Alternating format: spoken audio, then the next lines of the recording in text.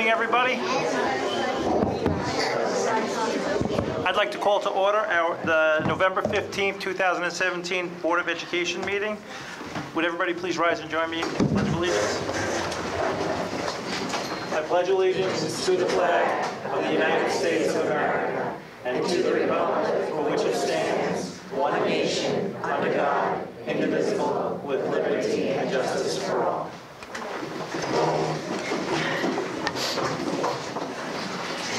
Thank you, everybody. I'd just like to point out the exits in case of an emergency at the back of the room, and then you can follow the signs down the hallways to exit out to the parking lot in the back or on the side if needed. I'd just like to, any correspondence that can be posted are posted outside in the hallway. So if you need, anything that's come to us from the public is out there, that could be out there. And we are moving right on to a very exciting part of our meeting. It's my pleasure to introduce a group of students from Watson who will be giving us a presentation today. So we'd welcome you to come up and can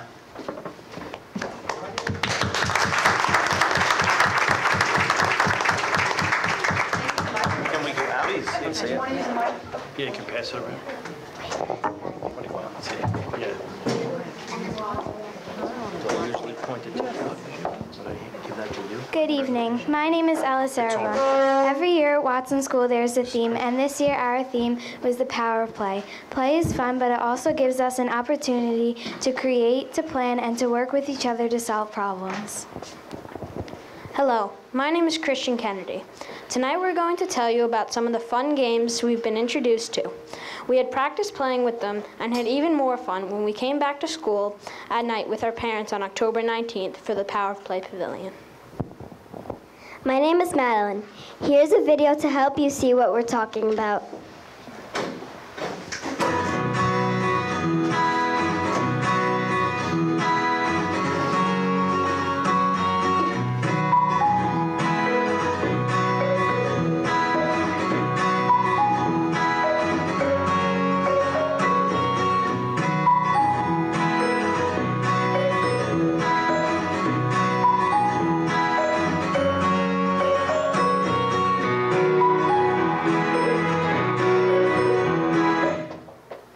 My fault.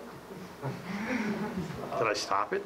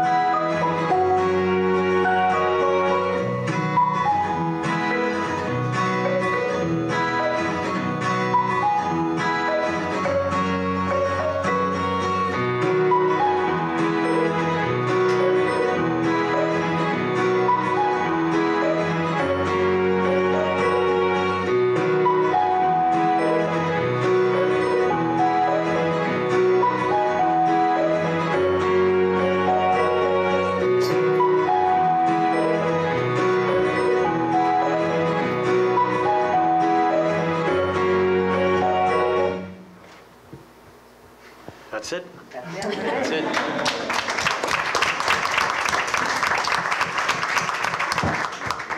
Hello. Hello. Hello. Hello. My name is Charlie. Now each of us is going to tell you a little something about our favorite games and what we learned. Now here's Olivia to talk about leaps and ledges. Leaps and Ledges is one of my favorite games. You put it together in rainbow order. The pieces to the game is rainbow 2. To win, you have to get all the way up to the top. You pick a card that tells you how many steps up you have to get. You can go if you have a word on it, like flip. Then you knock your opponent off. Go over here.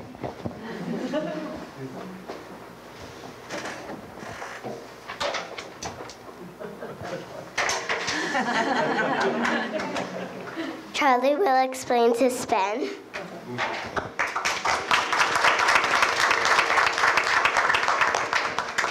Suspend is a balance game. The object is to try to balance all of the metal rods. Every time you hang a piece, the structure moves. You have to think about gravity, weight, and the length of the pieces while you're trying to beat your opponent.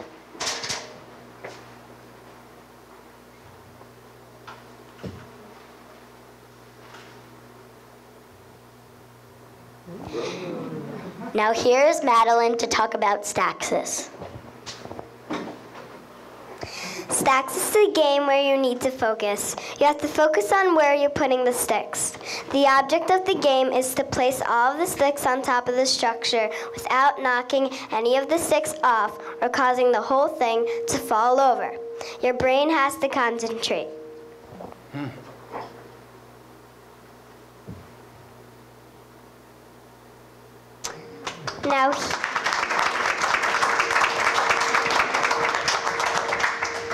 Now here's Lucas to talk about his favorite game, Gravity Maze. The object of this game is to follow the cards to build the maze to get the ball to the end of the maze. Each card has different degrees of difficulty. When you create your maze, you have to think, plan, and predict where the marble is going to roll. This game is definitely going on my Christmas list. Now here's my friend, Now here's my friend John to explain his favorite game, Perplexes. I like Perplexes because it is challenging mind and you have to stay focused. You start at the beginning and try to move the ball around so the marble makes its way through the path of the maze. It requires a lot of concentration. Would you like to try?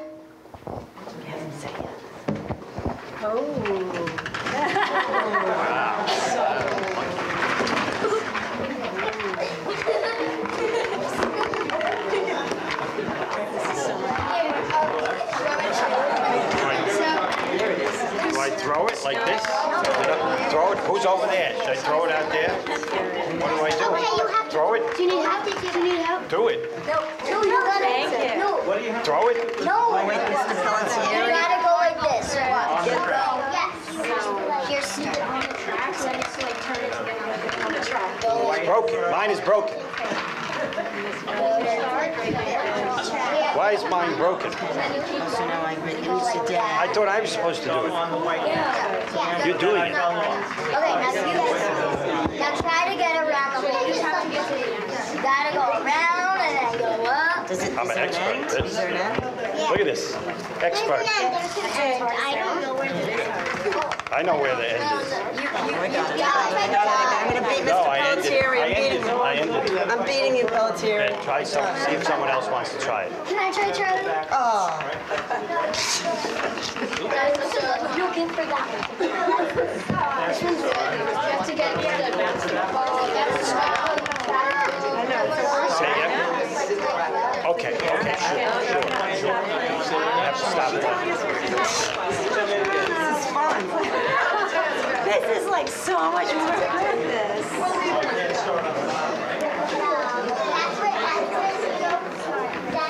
Okay, I understand I'm not smarter than a fifth grader. No, I know. Start it over here. You have the master's. This is really great. Wow, this is my grandson. Anybody need help? Help here. Miss, help this guy right here. Go ahead. Help You want this the easy one? Go ahead and see if he needs help. I see. I gotta go. Do I need help back on the other side? I know where it goes. Easier back. Did anybody get it?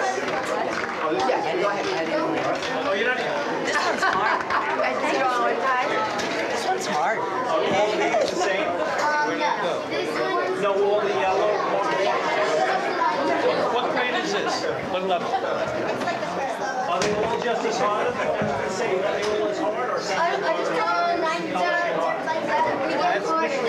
This one's harder. So the one I have is the easiest one? One of these things. And can you do the hardest one? I would have hours. If I was good at that game, I love that. I would play for hours. See, Something do like that instead I of... would play for hours.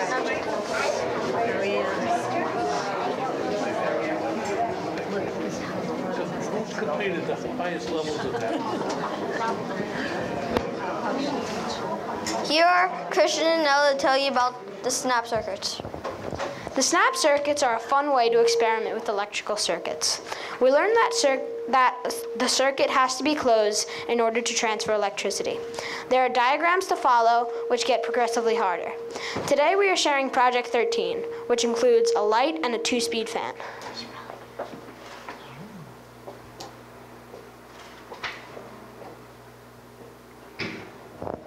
In order to keep track of our observations, we've been keeping a STEM journal on our iPads.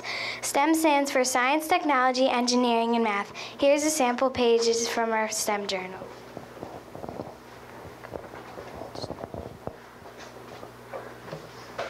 We reached Circuit 13 in the project book. One challenge my group and I ran into was placing the battery on the circuit board. The solution was looking at the numbers and letters on the side of the circuit board. My favorite part was on Circuit 2 when the fan flew up into the air and landed on my friend's head. If we do this again, my group and I will pay closer attention to the battery placement.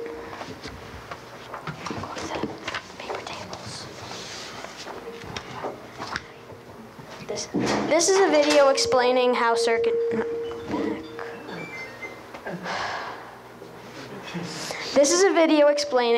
Circuit 13 works. Is there volume?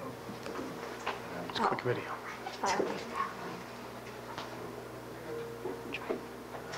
Oh, well, maybe come out of the show. Come out of... There it goes. Try from there. No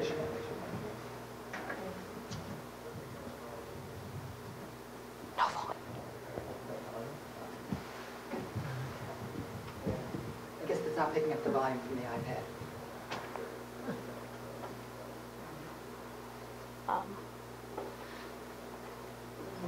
Can you tell us what's happening? So basically what happens is when you turn it on with the switch, then the light and the fan turns on, but the fan is at a slower speed. But then when you press the button, the energy from that is going to the light then siphons to the fan so that the fan goes faster.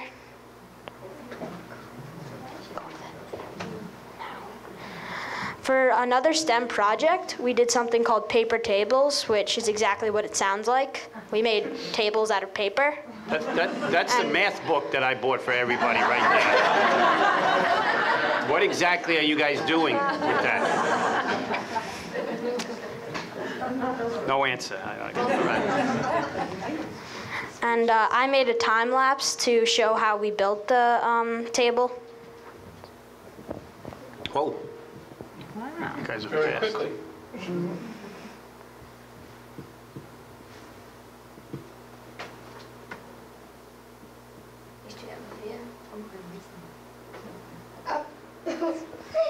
Stanford boxes starting. Okay, that. Those are all the pages from the book, right? Yeah, really fast. Oh, is that? Oh, that was your... That was the test. That was the test. Slow down. Okay. So you got... Thank you for listening to us this evening. We hope you enjoyed it.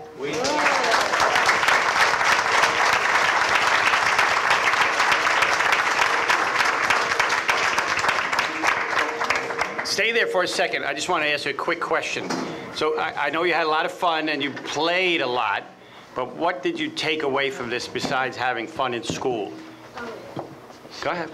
I didn't. Oh, I thought I was going to ask a different question. I didn't. Okay, could anyone else, or think about it for a second. One thing that I took away from it is like how to problem solve. Like I know that I used it when a couple days ago my dog got out and I had to try and find her. And I know that there's a squirrel like nest around the block, and so I went over there to see if she was over there, and she was. Wow. That's smart, yeah.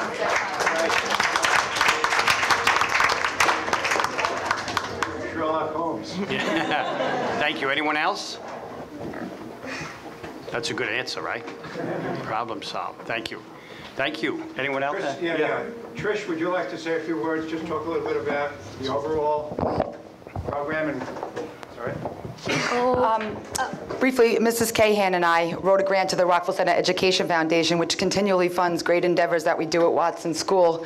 And this year we gave it some thought and thought about play, because although we are huge proponents of technology, sometimes kids get lost in that and forget the simple act of playing in our busy lives. And we just thought it would be great for the kids to play, and we tried to pick challenging games that they could hone their communication, problem solving, and critical thinking skills.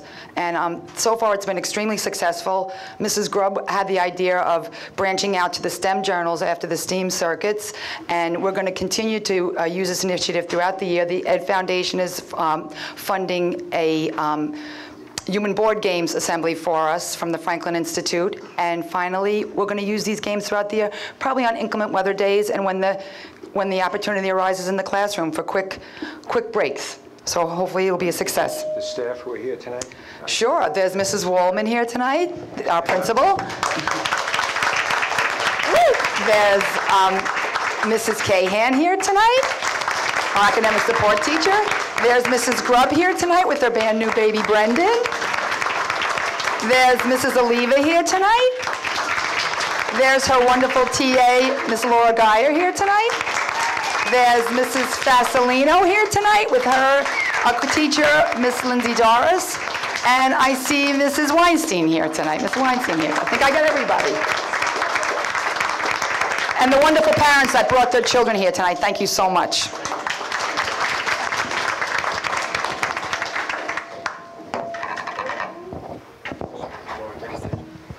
I think, yeah, picture time. John? Liz?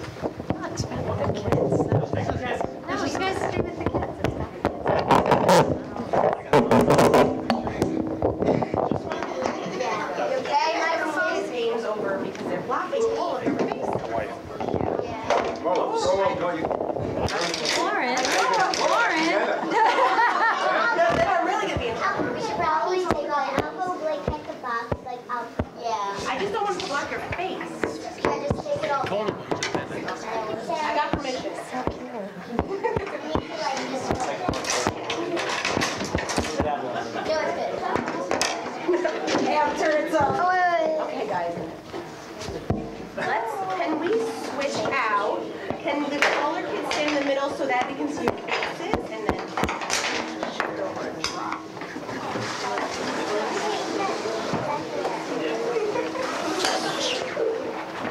Scooch over a little bit so that this is blocking your face. By the way, any of our parents who would like to take a picture, please come on up. Okay. Look this way and smile. Big smiles. 1, 2, 3. Perfect. Thank you. Oh, stop smiling. Smile. Look at the camera. All right. See the camera on the wall? You're on TV now. Oh, you're next Thursday, I think. You'll be on TV. Yay!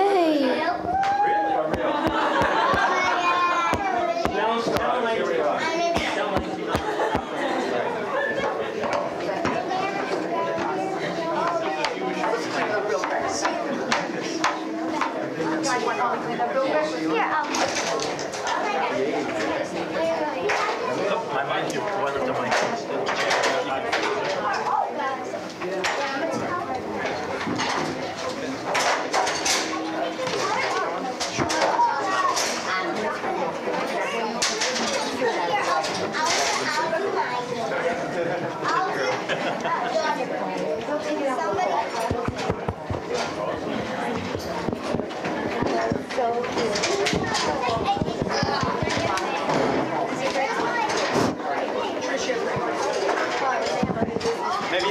us one game so we can play when it gets a little boring in the boardroom. Yeah, we'll be working on that all night. I'll take it. That's cool. Very cool.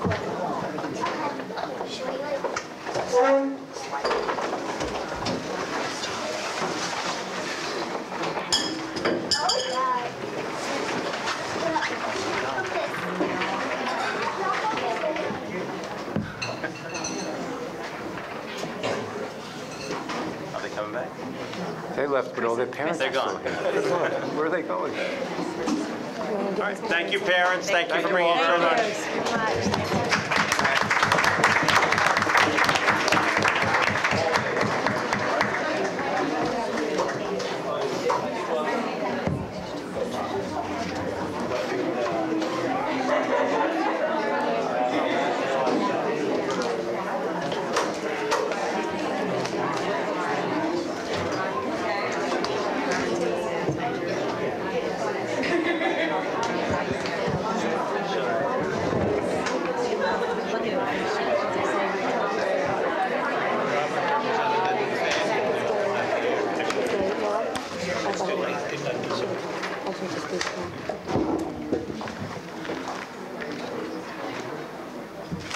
All right, Dr. Johnson, we are at the point for recognition of a staff member.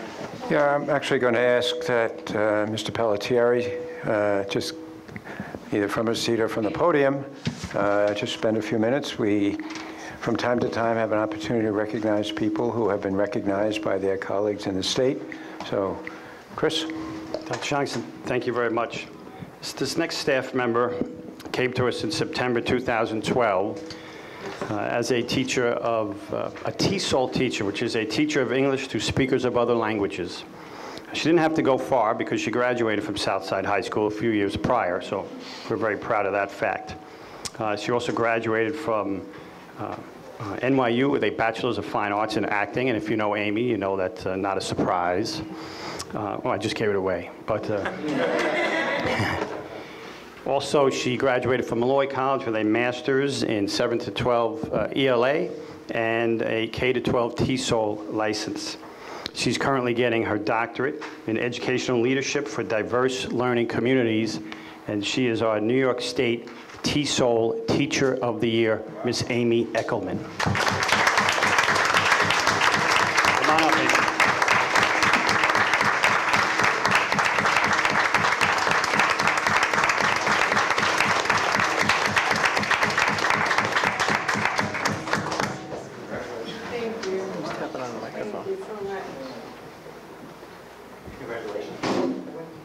Thank you so much. Amy, you have your award there. I have this one here. Ready? 1, 2, 3. Thank you.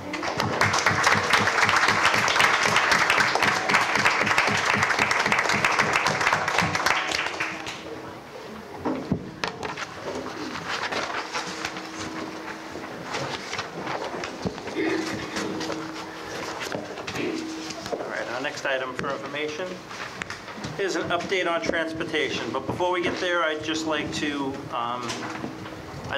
thank Mr. Bartels and Dr. Johnson for all the extra time it took over this past week and a half to try to accommodate and try to get our students to school as safe as possible.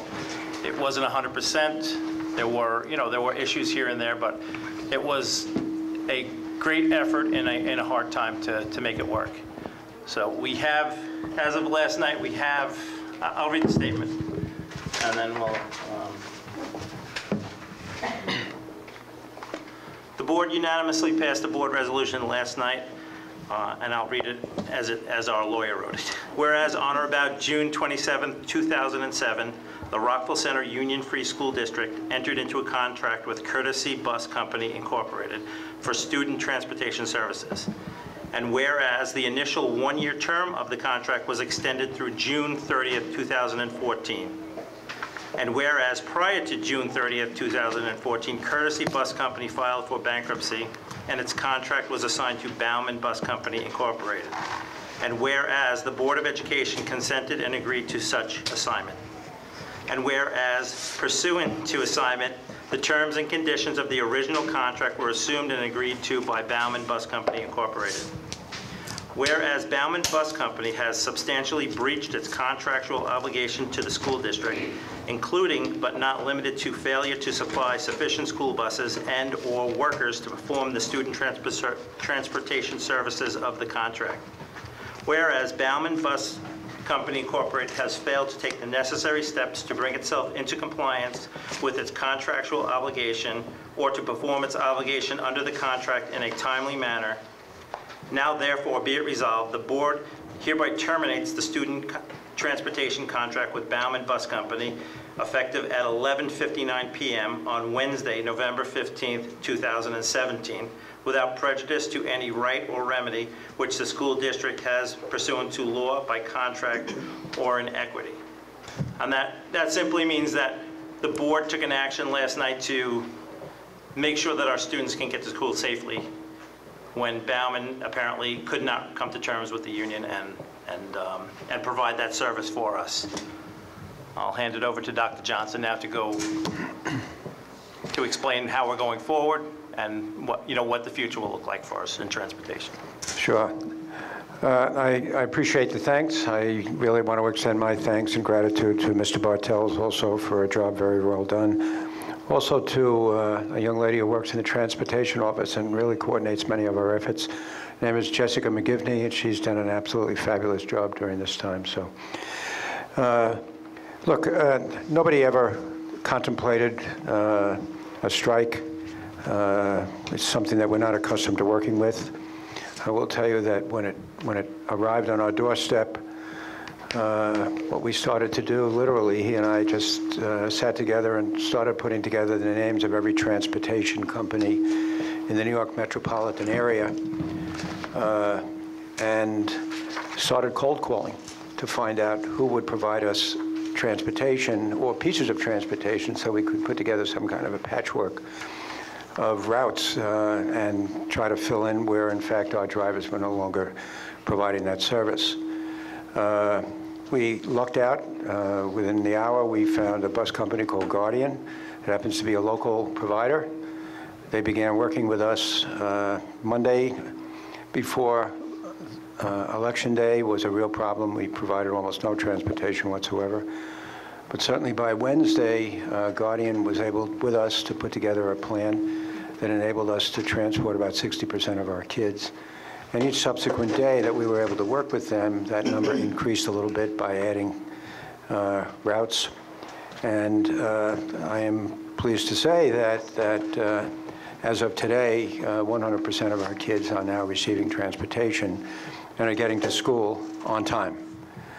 So what the board did last night was to terminate the contract with Bauman. And tomorrow on the street will be a request for proposals. We are hopeful that we will receive by November 28th, which is the return date, proposals that will enable us then to put together a contract for the transportation that will carry us through the balance of this year and hopefully beyond that into the future. But during that period, from now until the 28th, we have been promised by Guardian that they will continue to provide the same level of service that we've been accustomed to now for the last week and a half. So we're covered through the 28th, and I'm fairly confident that beyond that we will also be able to make sure that all of our children will be, in fact, transported to school and the service. Even though the buses that are arriving on, some of the names I can't believe. I have no idea where these companies come from. But any of you who are driving up Hempstead Avenue, I was down up Hempstead Avenue this morning and I saw two buses. One was Grandpa's Bus Company and the other was Luis's. Yesterday I saw Billy's Bus Company. So look, the point is Guardian figured out how to piece it together, find buses from all over, I assume the Northeast. I'm not quite sure where these buses came from. But together with us, we've been able to put it together, and as many of you will probably come to realize that many of the very same people who used to work for Bauman have now moved over and will be working for Guardian. So the faces behind the wheels of many of these buses, beginning tomorrow, will in fact be these very same people that you've been accustomed to seeing. So that has been exceedingly helpful to us, because they already know the neighborhoods, they know the kids, and they know the routes.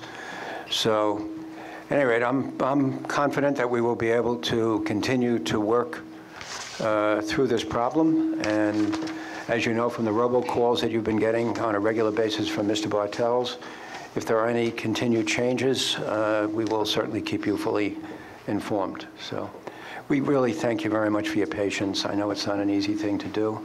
It's a little scary every day to walk out and see a different name on a bus. We keep telling people to take a look at the little number in the window to make sure that that is the route that your child is on. But nevertheless, it's a little nerve-wracking on your part, certainly is on our part. But I think together we have been able to figure out a way to provide satisfactory transportation to all of our children in Rockville Center. So, and I really thank the board for the courage that they have demonstrated in taking the action they did last night. It's a risk.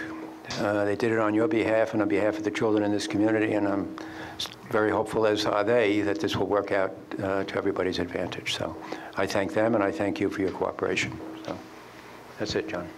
All right. I just want to show everybody that all the buses are certified.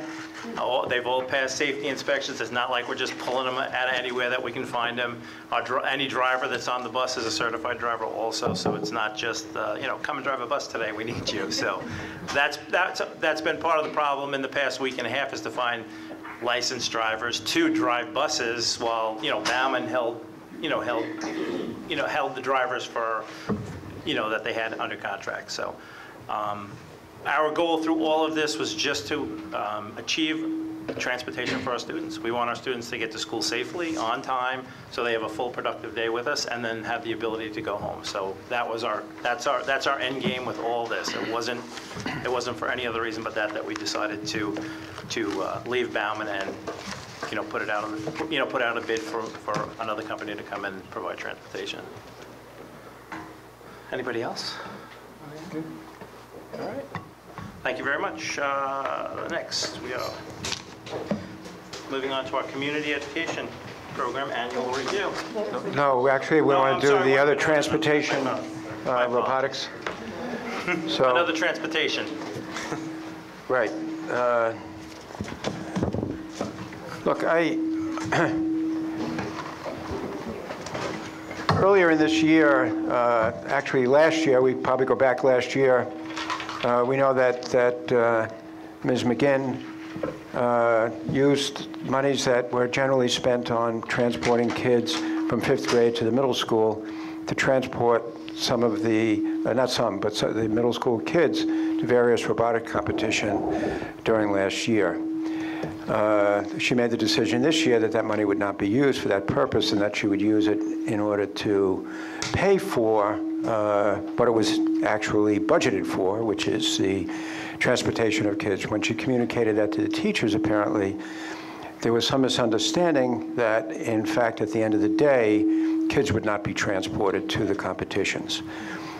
Let me go back to where we were last year in the discussions with the Board of Education.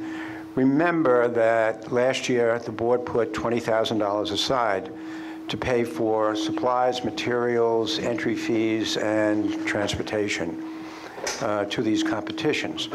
So there was a $20,000 line. Oh, thank you. No, it's still there. That echo, is that what you're talking about? Yeah, I was going to maybe switch with Jackie. Just make sure that one's on. This one? Yeah, the levels are off. I'm sorry. It's all, they're on. Mm-hmm. Yeah, okay.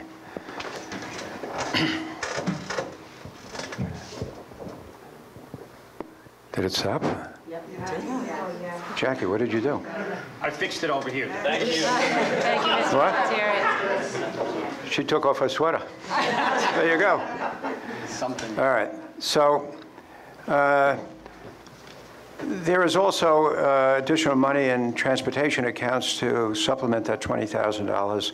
Board of Education last year recognized the commitment that it had made to providing transportation to locals. I know one year we went to a national. There was no commitment made to, in fact, transport kids to one of these national competitions. But certainly, our students at Southside Middle School and here at the high school, it was fully anticipated and contemplated in advance last year on the basis of various conversations that we had with the public that competitions would continue, that it was going to require the purchase of various kits, supplies, materials, and in fact, entry fees would have to be paid for participation in these various events. And so the board put that money aside for that. It didn't mean, by the way, that we would not transport kids once we will plan on putting them there. So I really apologize for the misunderstanding. I know that there was a petition that had been circulated on the assumption that transportation had been discontinued. And I am just, sometimes it's good, it's a great exercise because you realize how large a community of support there is for this enterprise. So no matter what, at the end of the day, we find that out. And that really is a good thing. And that support that we thought was there last year continues. But you need to understand that the board recognized, heard you last year, and has in fact set aside the money in order to make sure that the interest in robotics continues and that the support from the Board of Education continues. So, John? Thank you. Okay. Would anybody like to come up, speak to that matter, or have any questions or concerns about it?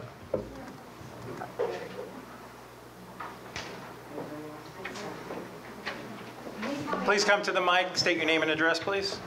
You are on TV, as I told the kids. But you will be on TV. My name is Jennifer Doyle. I live at 58 Park Lane, and I have twins who are in 8th grade in the robotics club. I just want to know how you divided the $20,000 between the high school and the middle school? What percentage went to each school?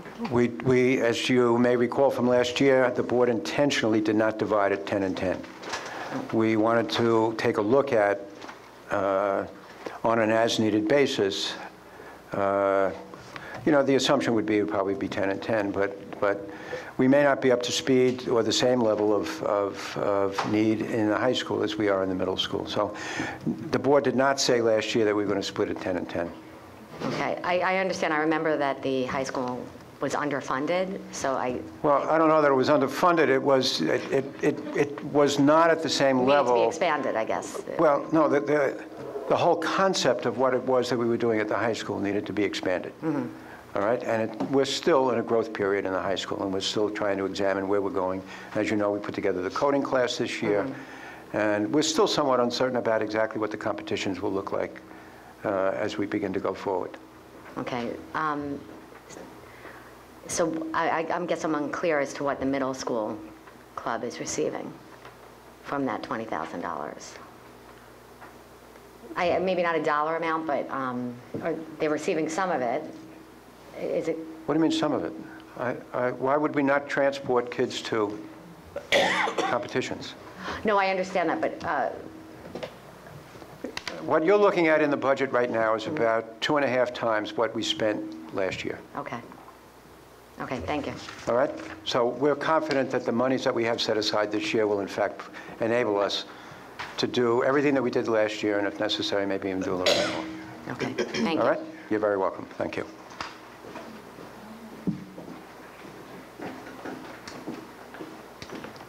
Hi, Leslie Price. My daughter Molly is also in the robotics program. Thank you for the $20,000 last year and for supporting robotics. Some of us here had the great luxury of going to Kentucky and experiencing firsthand what these kids do and what their coaches do. It is a remarkable program.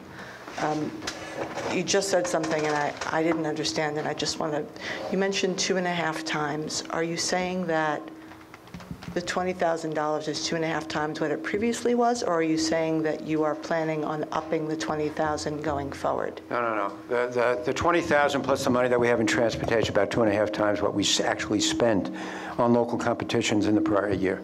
Okay. So my understanding was that the middle school didn't get any of that $20,000 This year? this year. I can tell you that there was no. No, look, I don't want to get into... That's why we're here, and that's why we're asking the question. Look, I don't want to get into an argument with anybody over this. Nor do I can I. tell you that there are purchase orders from the middle school, and there are purchase orders from the high school. Okay. All right? Just a few other points that I was asked to make from a number of the moms and dads that are involved. I don't know if you're aware, the VEX World Championship starts at the 4th grade level. I don't know if you knew that. And in Rockville Center, our kids can't join the team until 7th grade. And we hope you agree that going forward, it's unacceptable now, but that maybe in the future, with proper funding, that might change. We asking the board not only to pay for transportation and registration fees, but also to redesignate the robotics team from a club to a team, to an academic team, so that we don't have to come back to you year after year, but so that there is always an annual designated fund for this program, and that it continues to expand. Okay. Thank you. Okay.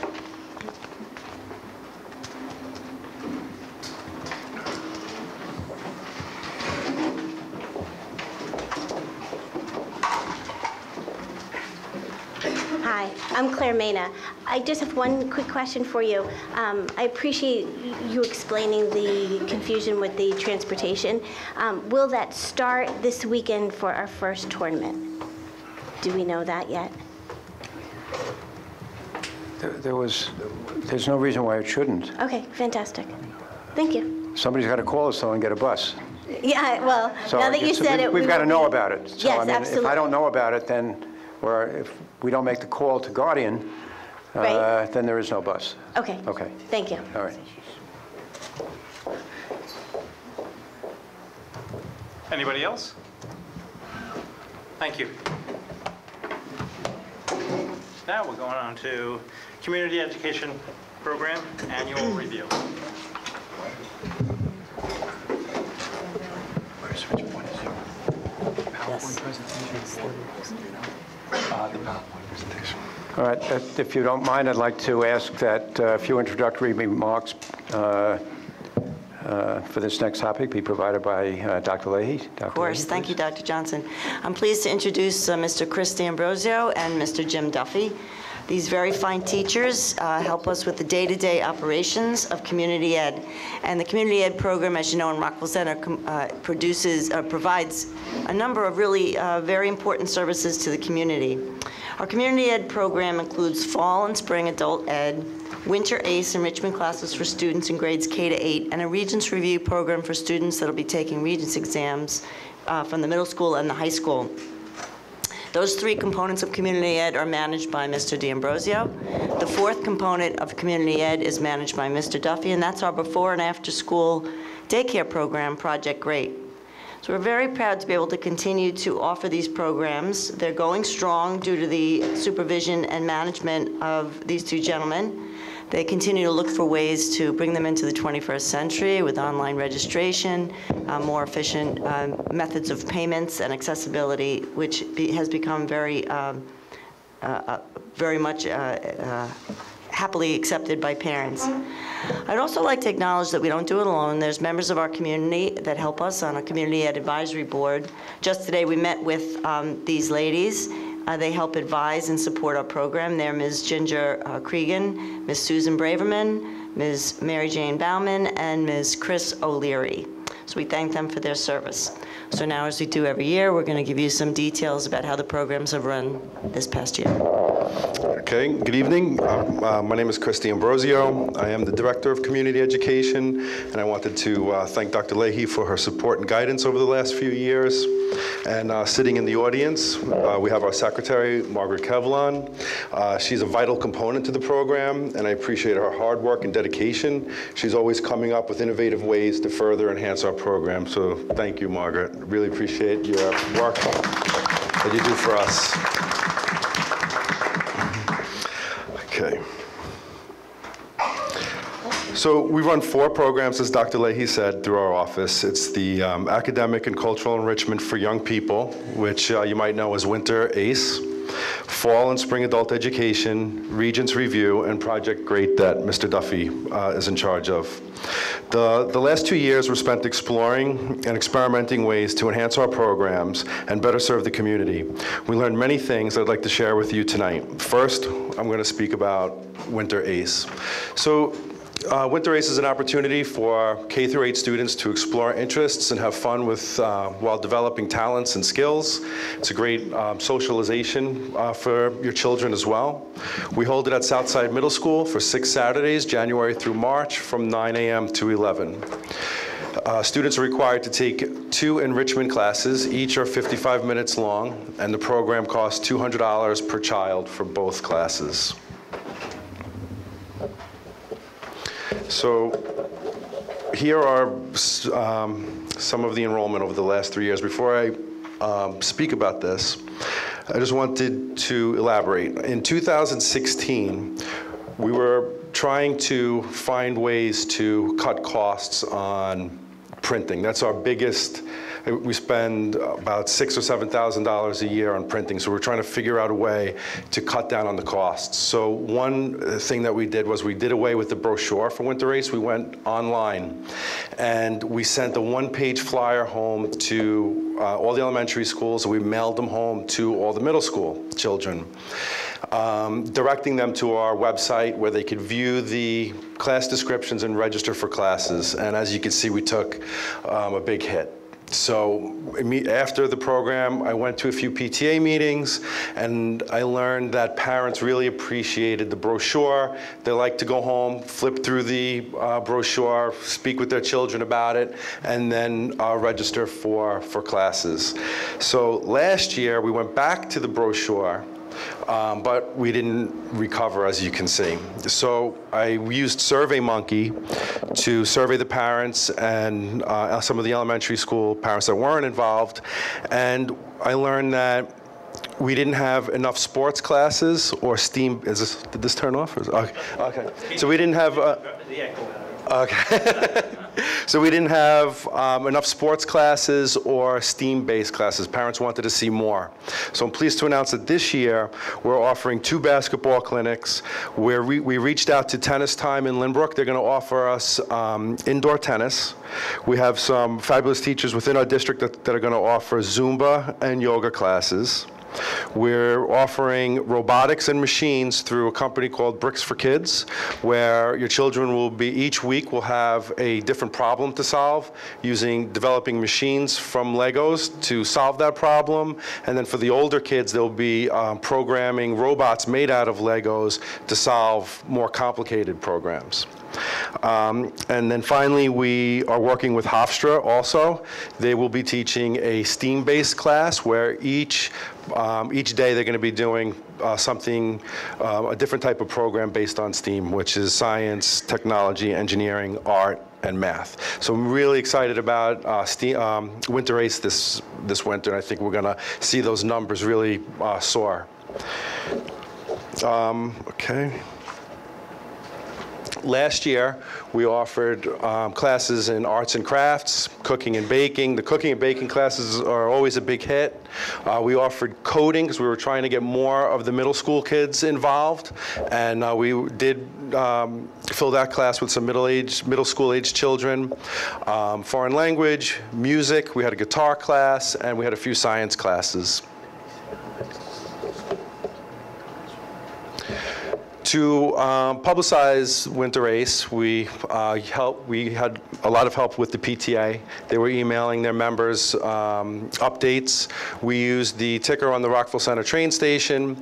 The brochure was sent home with elementary and middle school students in mid-December, and we asked all the elementary school teachers to promote the program within their classes. We used an email service to reach residents. With our online registration program, we are entitled to use another program called MailChimp. And MailChimp will we could design we could design an email to send out to all of the people that register to our programs and promote them and let them know updates. And the interesting thing about this program is we could see who opens it, when they opened it, and how they if they went to our website. So it gives us some analytics, which I'll show you in a few slides. And then there's always, at the bottom of this email, there's a way to unsubscribe if you don't want to receive those emails, so residents could unsubscribe from the email as well. We were able to advertise in Rockville Center Moms on Facebook. We had posters at every elementary school and middle school entrance. We sent flyers to St. Agnes to try to incorporate those children in the program as well. And when the program finished, we surveyed parents with SurveyMonkey, and that's where I learned about the sports classes and STEAM. So again, we were thinking ways to cut costs on the printing. So we printed a one-page brochure that had all the class descriptions on both sides, and also directed them to our website, which you see here on the bottom, where they could click on the our Winter ACE link and select the classes they want to register their children for. And this is the MailChimp program I was speaking about. So we could see how many people open the email, and if they went to our site to look at the the classes that we offer. The interesting thing about this too is we use this for our parents and if we had a snow day and we were going to cancel classes, we can use this to email them, and we can see if the parents actually got the email, opened it, and read it, and read the email, which I thought was pretty valuable. And this I'm very proud of. We created a commercial for Winter Race that you should see on the school channel shortly. And how do I click on? So with help from Rob Lichter and the Video Club, they sent some high school students down, and they did a fabulous job in generating a commercial for Winter Race. Oh, you're gonna? Yeah.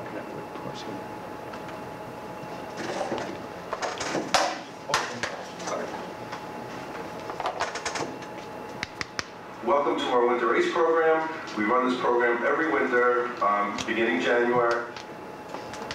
It's run on Saturday mornings from 9 to 11, and we host it here at the middle school. So today, we're going to take a tour and see some of the classes and the kids in action.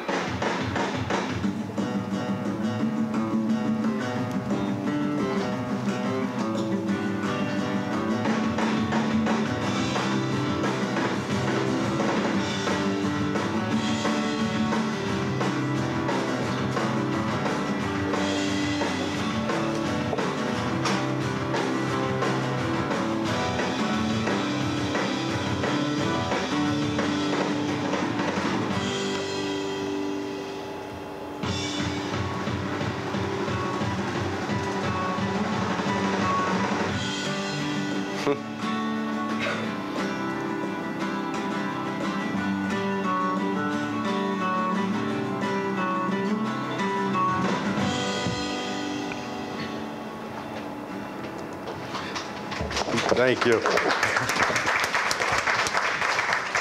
It really is a fabulous program. If your children haven't taken advantage of it, you should really look into it this coming winter. We have some really great classes coming out, and I think it's going to be terrific.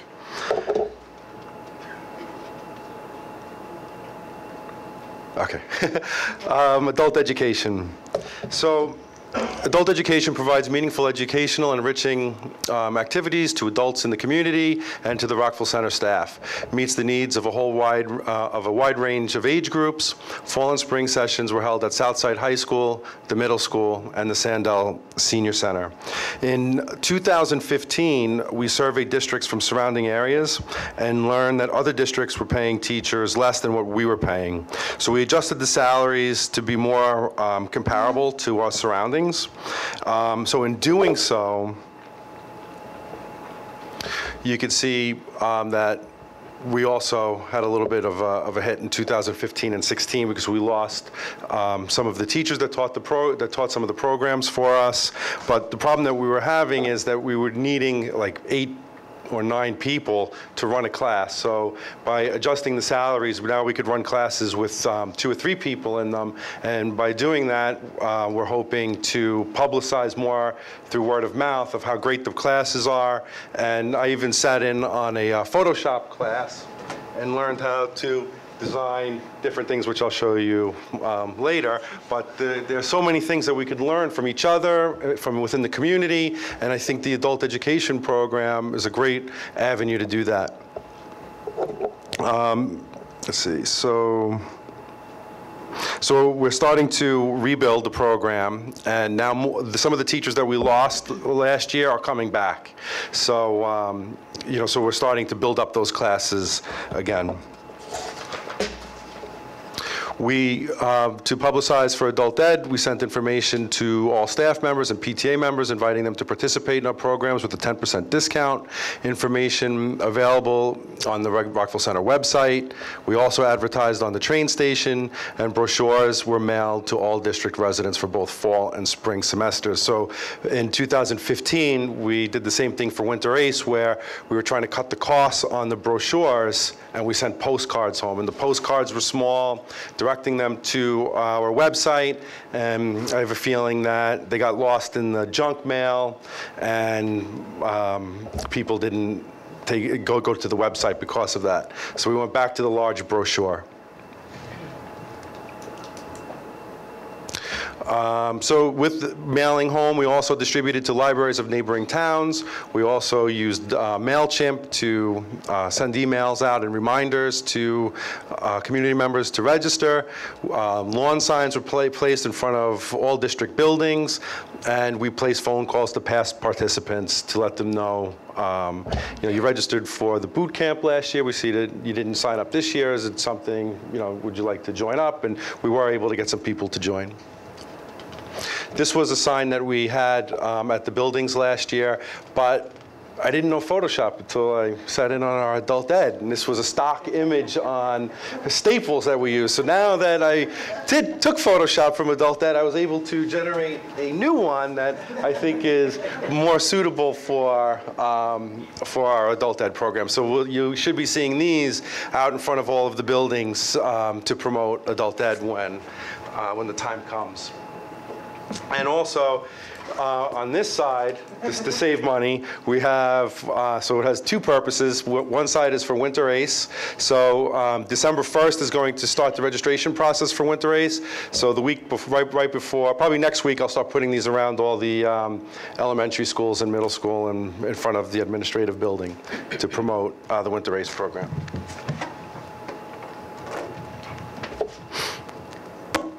Okay, so through adult ed, we have art classes such as pencil drawing, acrylic painting, oil painting. We've offered mosaic tile class a few years ago.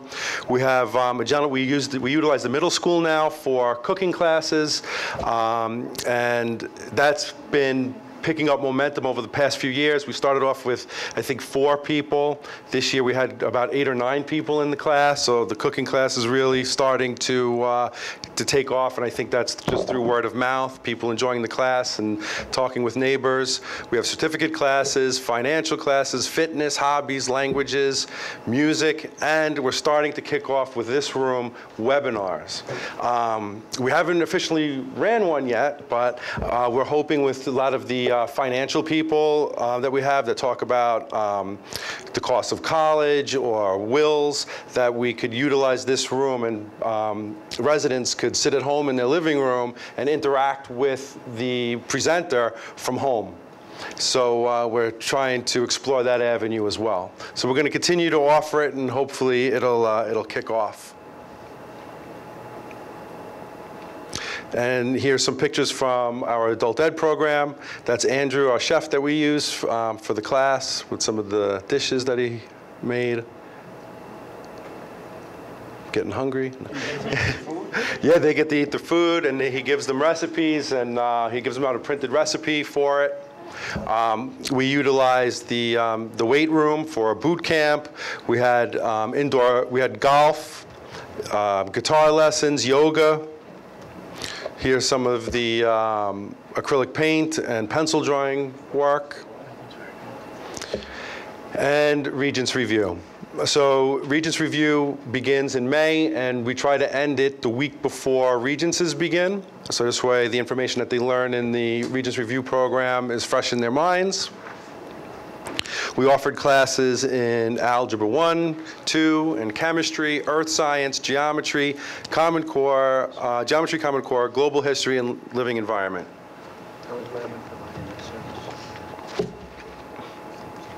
Classes were in session for 2 nights a week for 5 weeks.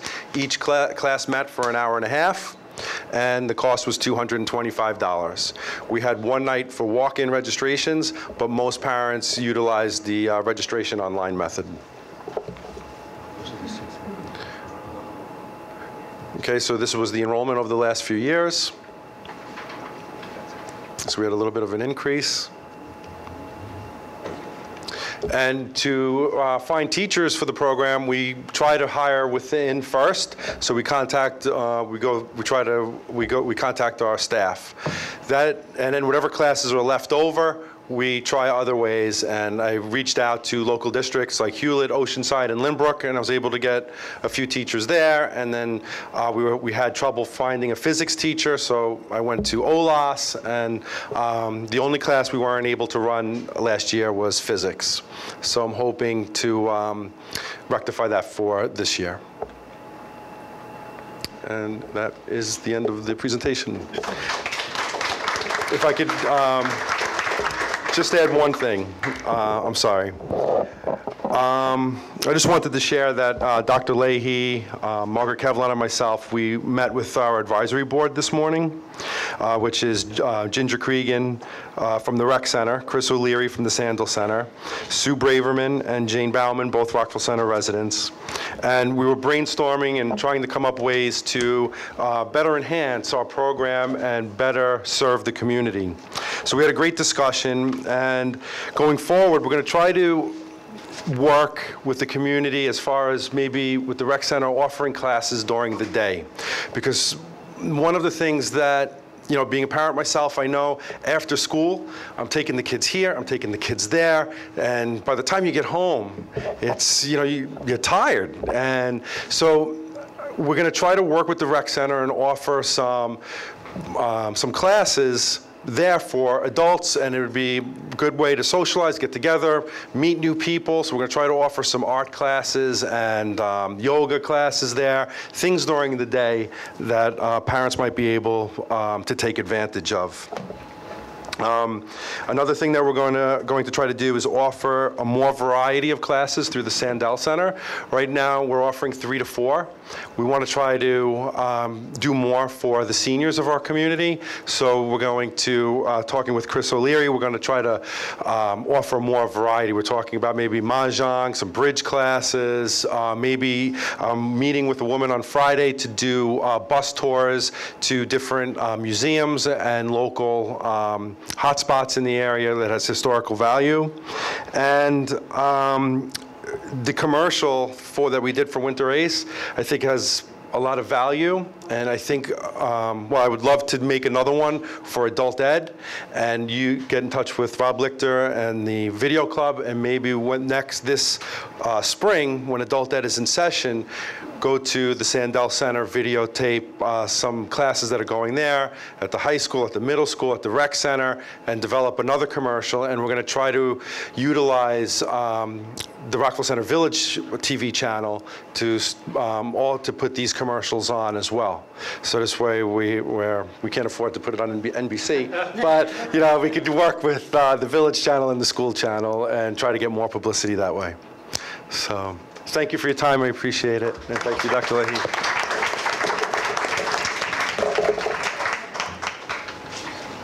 Questions? Any questions? Yes. I have a... Oh, sorry. It's okay. A question. Sure. How can we address what I'll say are continuation courses. If you take a computing course and you've been through it, now you want to go to the next more advanced level, or whether it's We've tried. Right. We've with the iPad. So we offered an iPad class, and then we tried to offer an iPad 2, but it didn't run. We did Margaret, what was, we also. There was another one where we tried to do, pencil drawing. So we had pencil drawing, and then the next step from there is pen and ink. So we tried to, the teacher of the class surveyed the students to see if they would be interested in it, and maybe one person said yes.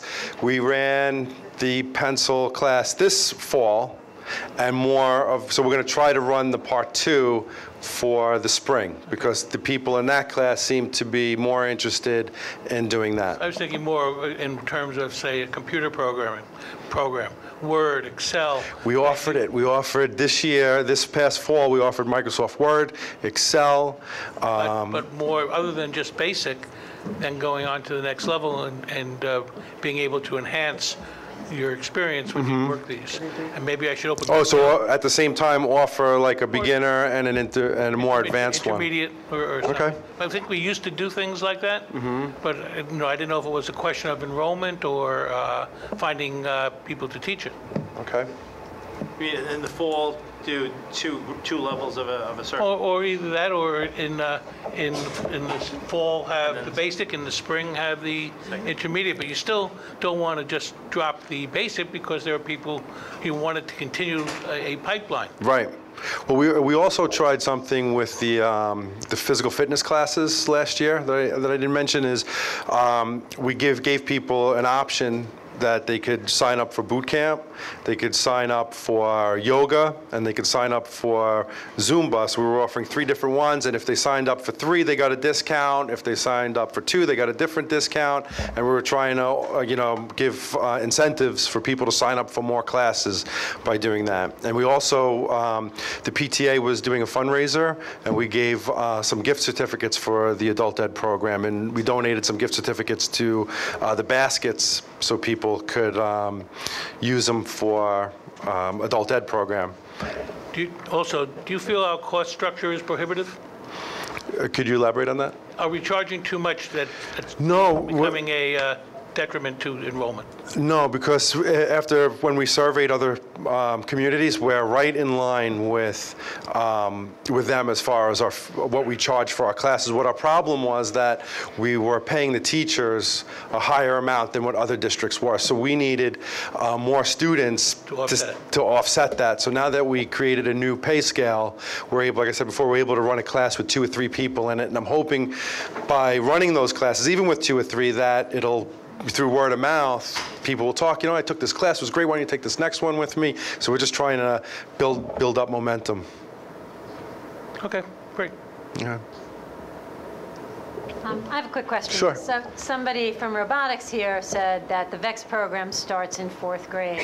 Have you, and I know you said you were looking at robotics from a Lego point of view, have you thought about doing something that would sort of lead into the robotics at the middle school? Yes, and I'm working with Hofstra, and I'm hoping that we'll be able to implement that for next winter ACE, because by the time we started speaking with Hofstra, and we were able to get 1 class from them, and their program just happened to be starting at the same time as ours, so they were only able to give us one teacher for this winter ACE program. But I'm already planning with their director for next year to get more classes. We're hoping that they'd offer maybe about 3 classes, and one of them to be robotics and coding along those lines. Fabulous. Are you looking at a teacher from Hofstra or a graduate student?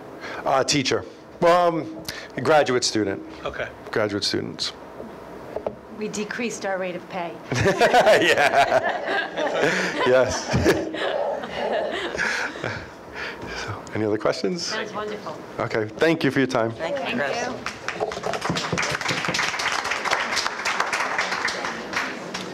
So, thank you, Chris. The final component to the community ed is the Project Great before and after school daycare. I'd also like to thank Dr. Leahy for continued support and for Margaret Kevlin's tireless efforts throughout the school year. Is it just this button? So Project Great offers what I think is a great service to parents, working parents and parents whose schedule does not fit directly into the 9 o'clock to 3 o'clock school day. We offer a drop-off that starts at 7 in the morning, and we stay until 6:30 after school, helping kids with homework, providing snacks, and socialization. The Project Great program is staffed entirely by Rockville Center teachers and teacher assistants and aides. And there is a teacher coordinator at each building, and I am the director of the program.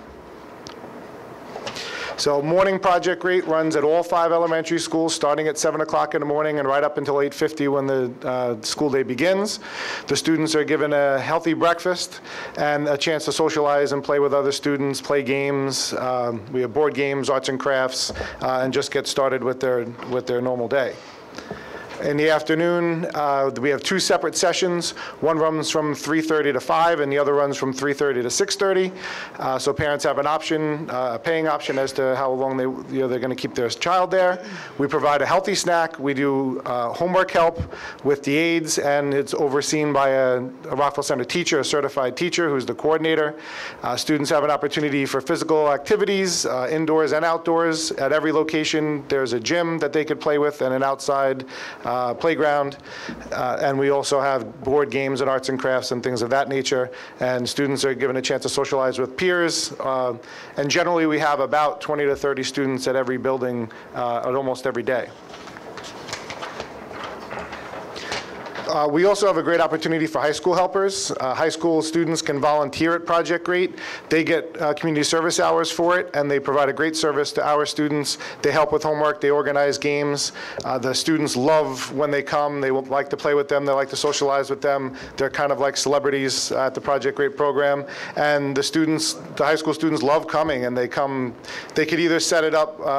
They choose how they want to volunteer their time. So if they have a sport, let's say in the fall, they come in the winter or the spring. They could pick one day a week. Some of them come several days a week, and that's a great relationship that many of them used to go to Project Great when they were in 3rd, 4th, and 5th grade, and they ask if they can come back and volunteer, and we take all the volunteers we can get our hands on.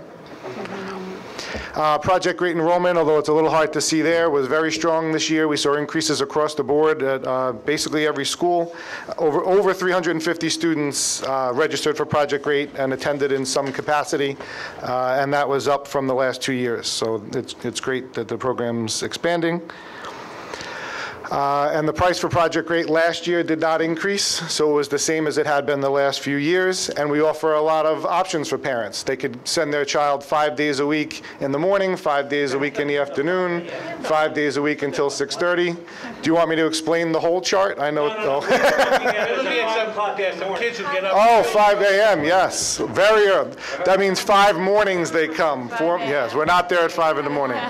Yes. So parents can choose 5 mornings to come with that pay, 4 mornings. And we do offer an additional child discount to help families who have more than one child to make it more affordable. And another great thing that we do is we offer scholarships. We gave out a lot of money in scholarships this year, as we have in the last few years. It's a wonderful thing for parents who are working family parents or needy parents that they could apply for a scholarship. And over 32 students received scholarships this year. That means 32 kids who may not have had breakfast and snack and homework help and socialization and peace of mind for the family. So I am proud of the program. We are expanding, and I think it's a great thing for the community to have. Yeah. Oh, and what's new for Project Great? This year we launched My School Bucks. We were looking for a way to do online registration and payment for parents, a way that parents could keep track of their payments, pay online, pay with check, and do reoccurring payments. So we use My School Bucks, which all the students have accounts for lunches anyway, and they absorbed our after-school program. So parents could register online with an account that they already had for their meals and go onto My School Bucks and pay 24-hour, 7-day-a-week service, and they could pay electronically. They could set up reoccurring payments, and that's been a nice success. Over 90% of the parents registered and pay online now. And we do have some Project Great staff here too, so thank you for coming just to support me. I really appreciate that. So, thank you. And I would say, as a parent of 2 students that have been in Project Great for the past 5 years, it's really an amazing program. They both love it. The high schoolers come in and help, and it's really been a great program. Helps out working parents, and the kids really love it. It helps me at home when they do their homework in the afternoon. Right. There's a lot of pluses for parents, and the kids really do love it, and they get to meet different kids, and it's really fantastic. And the staff are just fabulous, so thank you. And kids not just from their own grade, but from younger grades, Yes, older it's grades. great. Yeah, it is. Thank Great. you. It looks like the average scholarship is $3,000 some odd dollars? It could be, but don't forget that's through the year. So if you start in September, a lot of those scholarships tend to be 5-day-a-week scholarships for parents who are working either the morning. 32 scholarships to $90 some odd thousand. Yes. So it's about $3,000 per student. Right. So What percentage of divided by the 10 months, that's about a $300 a month scholarship, which would be either the full 631 or something along those lines. what percentage of students do receive a scholarship? You mean what percentage of applications that I receive? Not so students out of the total program. So there's 358 students 32, and so about roughly 32. A little over 10%. Yes. A little under 10%. Okay. And the scholarship, they apply, they have to provide W-2 forms, pay stub forms. Many of them are on free and reduced lunch. There's a process, yes. Okay. Do you turn anybody down? Sometimes we do. Sometimes parents apply and we look at their W-2s and pay stubs, and although they are needy, they're not as needy as some other parents, and we have different levels. So some parents can receive an 85% scholarship, some can be 75, 65. Yes. It's not all or nothing. No, we give 85, 75, 65, 55, and I even give a 45 this year. And if I don't give a parent a scholarship, I will call and discuss it with them. Okay. Yeah. Good. Thank you.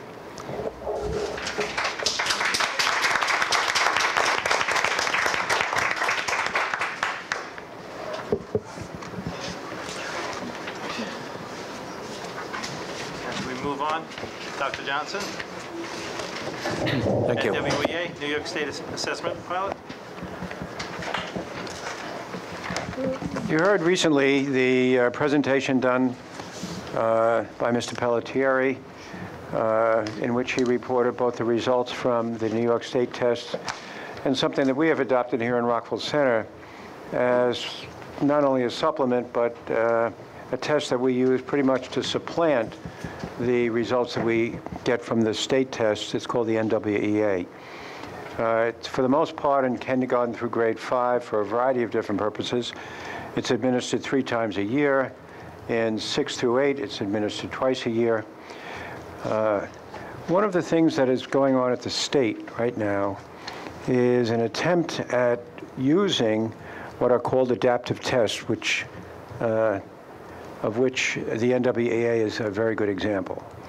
The state has been talking about this for the last few years. There is a belief that there is a very good possibility that down the road in 2021, when the new state tests finally catch up to the new generation standards, that the test is going to be very much like the NWEA as we know it today. So one of the things that is needed, and I am really encapsulating this in a really synoptic view, but nevertheless, it is an adaptive test with a single, what we call a vertical scale, so that there's a series of numbers and kids move up those numbers from grade to grade and year to year.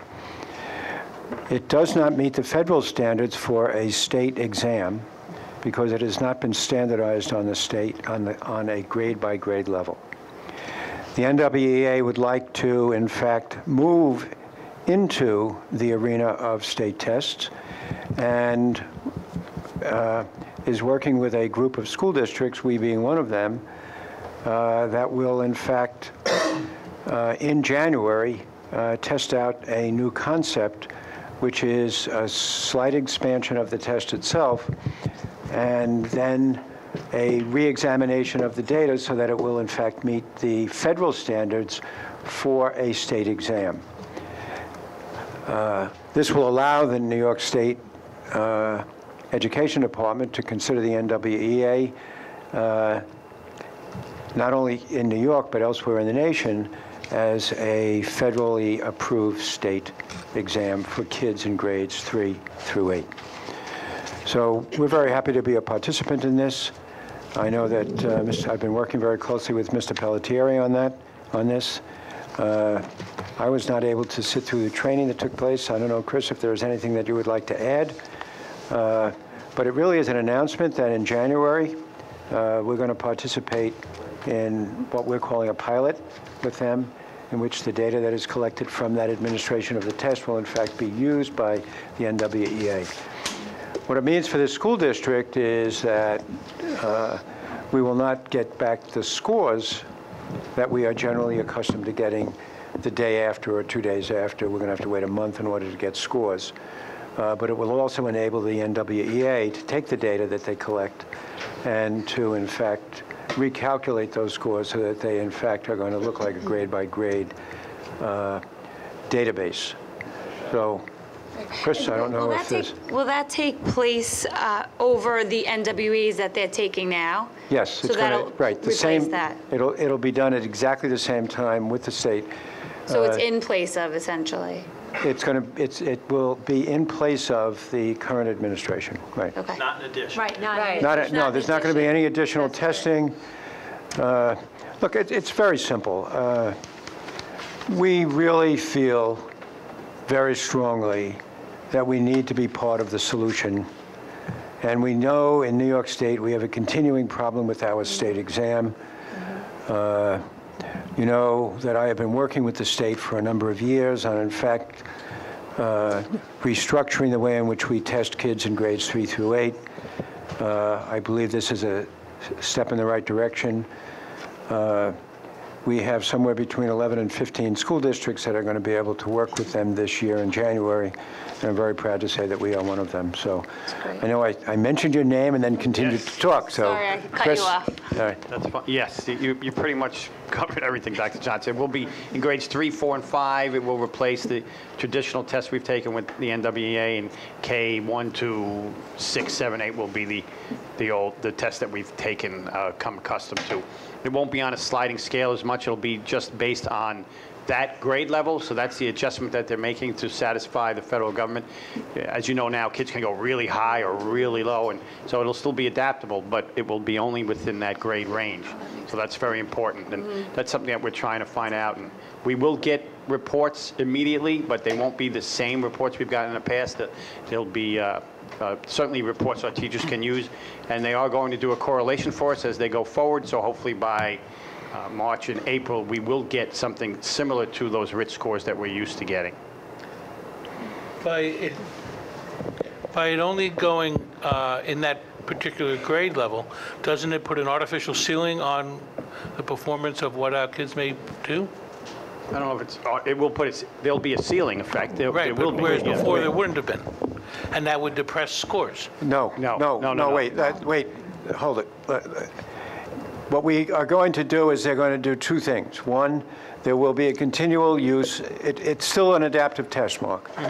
What it does is they have to add some items in order to allow for it to be considered a valid and reliable test at the grade level, and then it will start moving up and down as we've been accustomed to having it do. So at the end of the day, when we get around to March and get the statistics back, they will be able to analyze it in two different ways. One will be at the grade level and to see how we do on a comparative basis with everybody else who has taken it at that grade level. But secondly of all, it will provide us with the same type of growth data that we have become accustomed on the vertical scale that we already have currently in place. Okay. Are we doing anything special in preparation for our kids taking this exam or these tests? No. I know other districts are spending a tremendous amount of time in test prep. The NWEA starts on November 11th and ends 45 minutes later, an hour later, and we continue. We did everything we did before What we've and done everything before, after. so we're That's not, right. It's a drop-in exam, Mark. We're not that's looking, fine. Yeah. But as I said, I know of districts that are are just running through. Preparing for the NWEA, this administration in January? Or the one coming up in March by the state? I'm not sure which one, actually, but I know that they are doing a lot of test prep.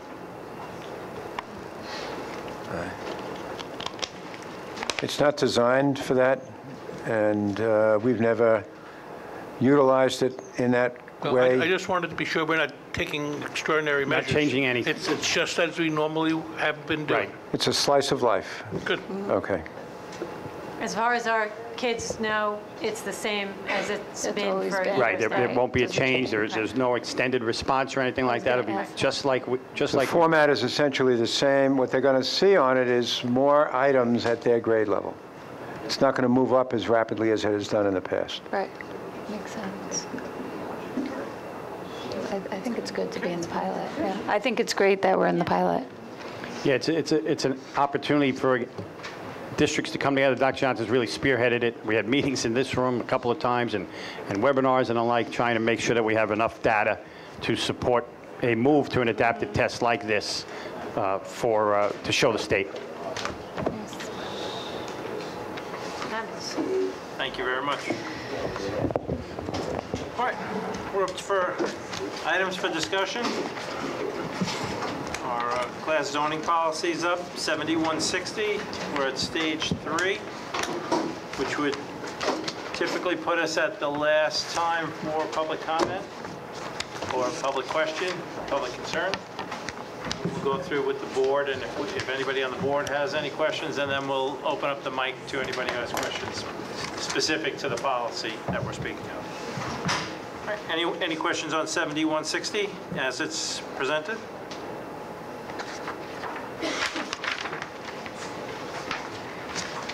We've discussed extensively. We have, just doing it. All right, so we'll move on to the regulation, 7160R. Any questions the way it's written, as to the way it's written, or how we've changed it? Same response, Mr. Mason? Okay, and 7160, the notice. No questions. All right. Would anybody from the public like to come forward and speak specifically to the zoning policy 7160, the regulation, or the notice?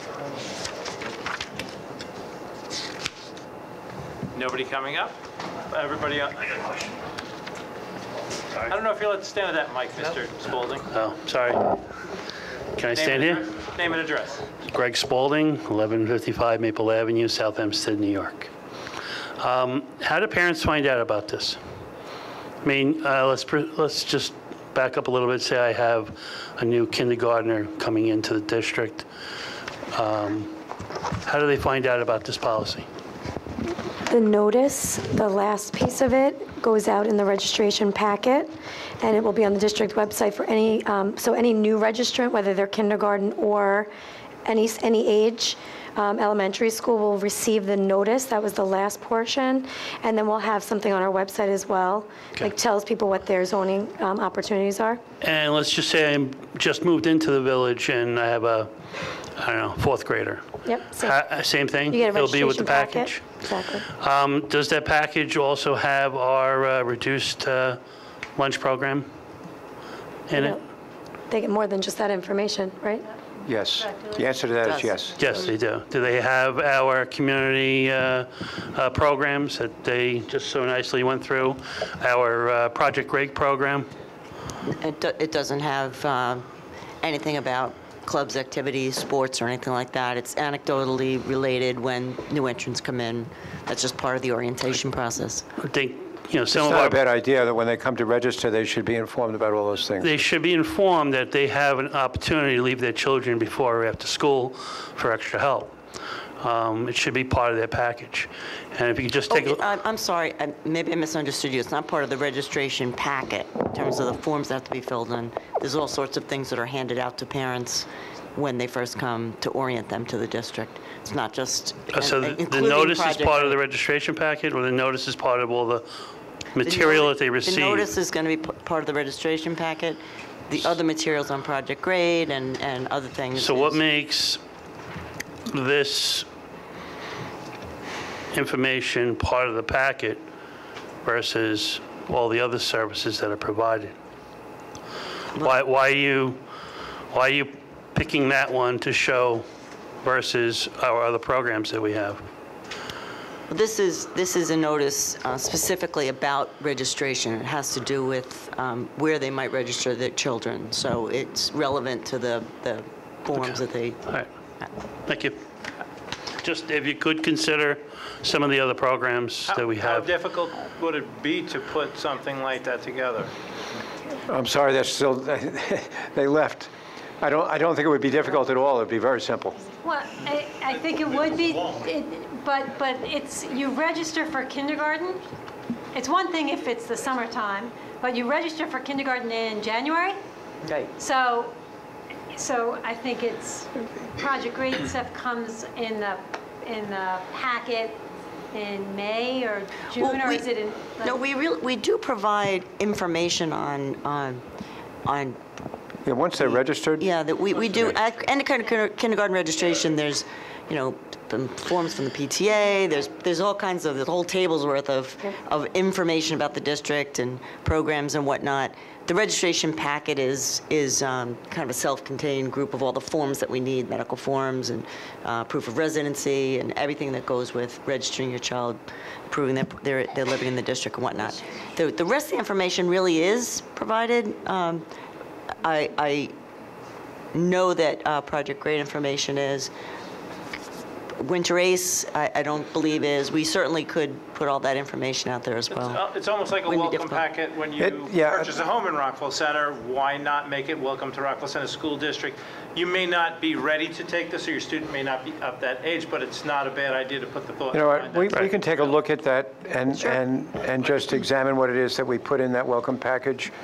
This would come after registration. Right, after registration, because someone taking the registration form isn't a guarantee that they will register. Yeah, once they've registered, this is what, this would be, as you were just suggesting, John, right, a welcome package. Hopefully it would be for any new people that come into the village, regardless of what grade their children are going into. But I mean, kindergarten is obviously an opportunity to promote all our excellent programs that we have in the district, as well as the new people coming in. So as long as it's being treated the same, that was my concern. Thank you, Mr. Spaulding. Not a bad idea, right? Really is a very good one. Anyone else? Questions, comments on 7160? We all are in favor of moving one last time. I've had some people with concerns over it. A policy is not carved in stone, is not a permanent fixture of the district. A policy can always be adapted, changed, and talked about by the Board of Education. So people who are concerned that once this is set, what happens if it's not working right, or if it needs to be tweaked? We can always address that in the future. It would take the public to come forward, ask for a tweak, and we could look at that, review that, and go, make the change. So it is not carved in stone. It's not a permanent, it's not in a bounded book. It's in a loose leaf folder that can be taken out and put new ones in. So I just wanted to assure people who had that concern with it. All right, we're moving on to policy. I need my glasses. Policy number 5660, school food service program, lunch and breakfast. Any questions? This is how it's written and changed. We're good. We'll move to 5660, the regulation. Any questions from the board? I just had one. It's more of a concern.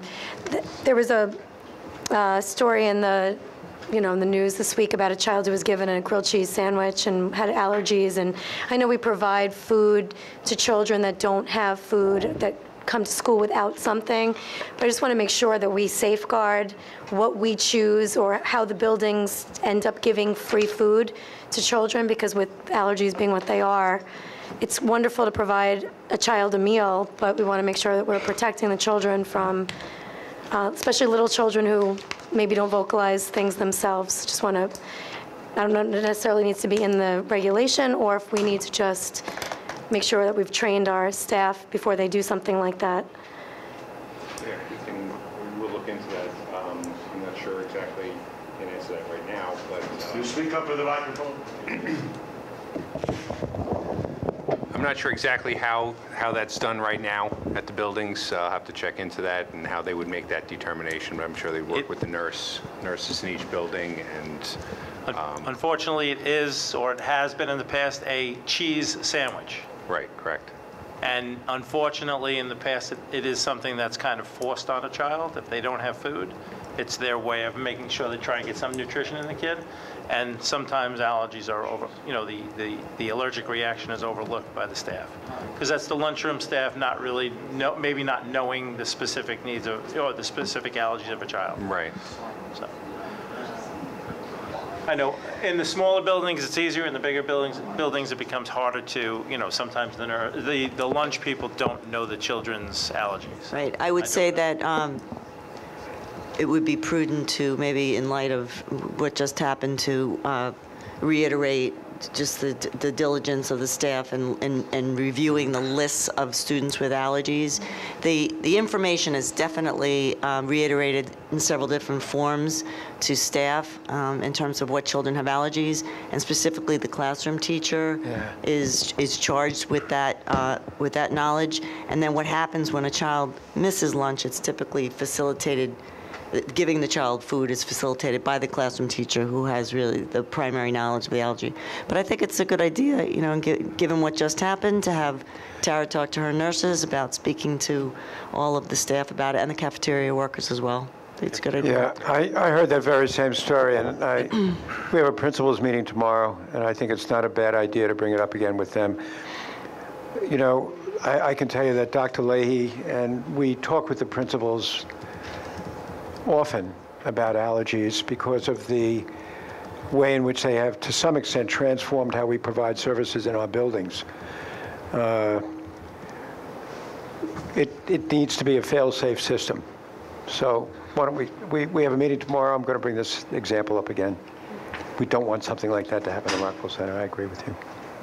And as over the years, I've always advocated that your child needs to have a voice. You can't, the school district does everything it possibly can in every direction, but your child you have to teach. If your child has an allergy, you need to teach your child to speak up no matter what. So important. Say something against the teacher, even though they're not supposed to talk to the teacher. Right. Say something to the lunch lady and say, I can't eat that. They're their best advocate, unfortunately, in the school. The school tries to do everything, but sometimes it slips through the cracks. So please teach your child to yell and scream if they're allergic to cheese or dairy and someone's trying to force a cheese sandwich on them. So.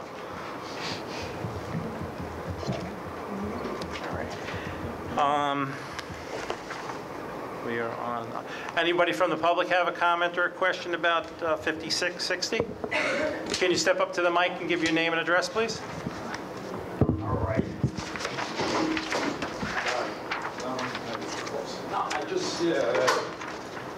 I'm not familiar with all. I saw the opportunity visitors. That gentleman knows the meetings.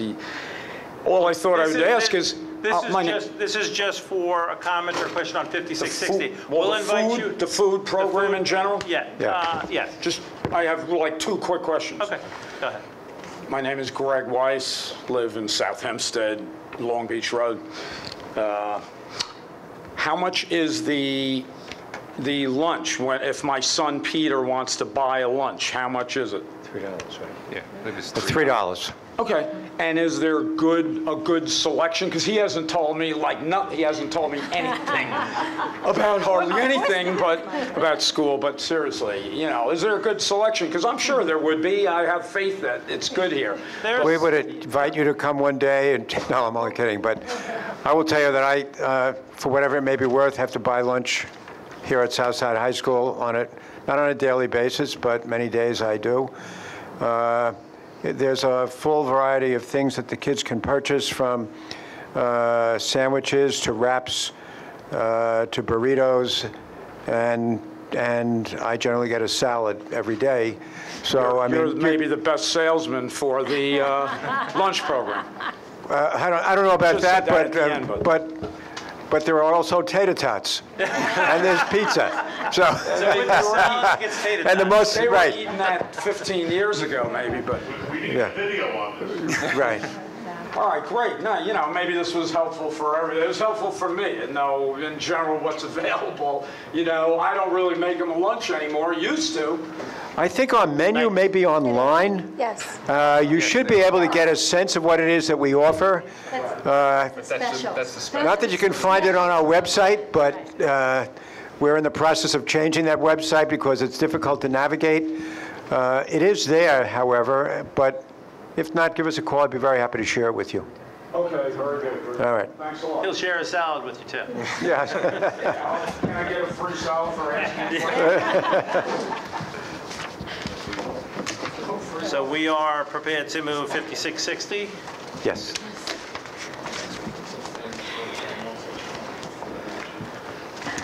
We are at opportunity for superintendent. Thank you. Yeah, I just wanted to, I stopped on my way in to pick up a brochure for the play. We have the fall drama. It's called A Gap in Generations. I had an opportunity the other day to interview 2 of the kids who are involved in it. They're spectacular. I mean, as the productions that we put on here at Southside are really worth the effort to go see. So all I can tell you is that aside from the fact that it's a great opportunity for some of these kids to be somebody that they're not ordinarily, it's extraordinary to see how they love the work that they do in this play.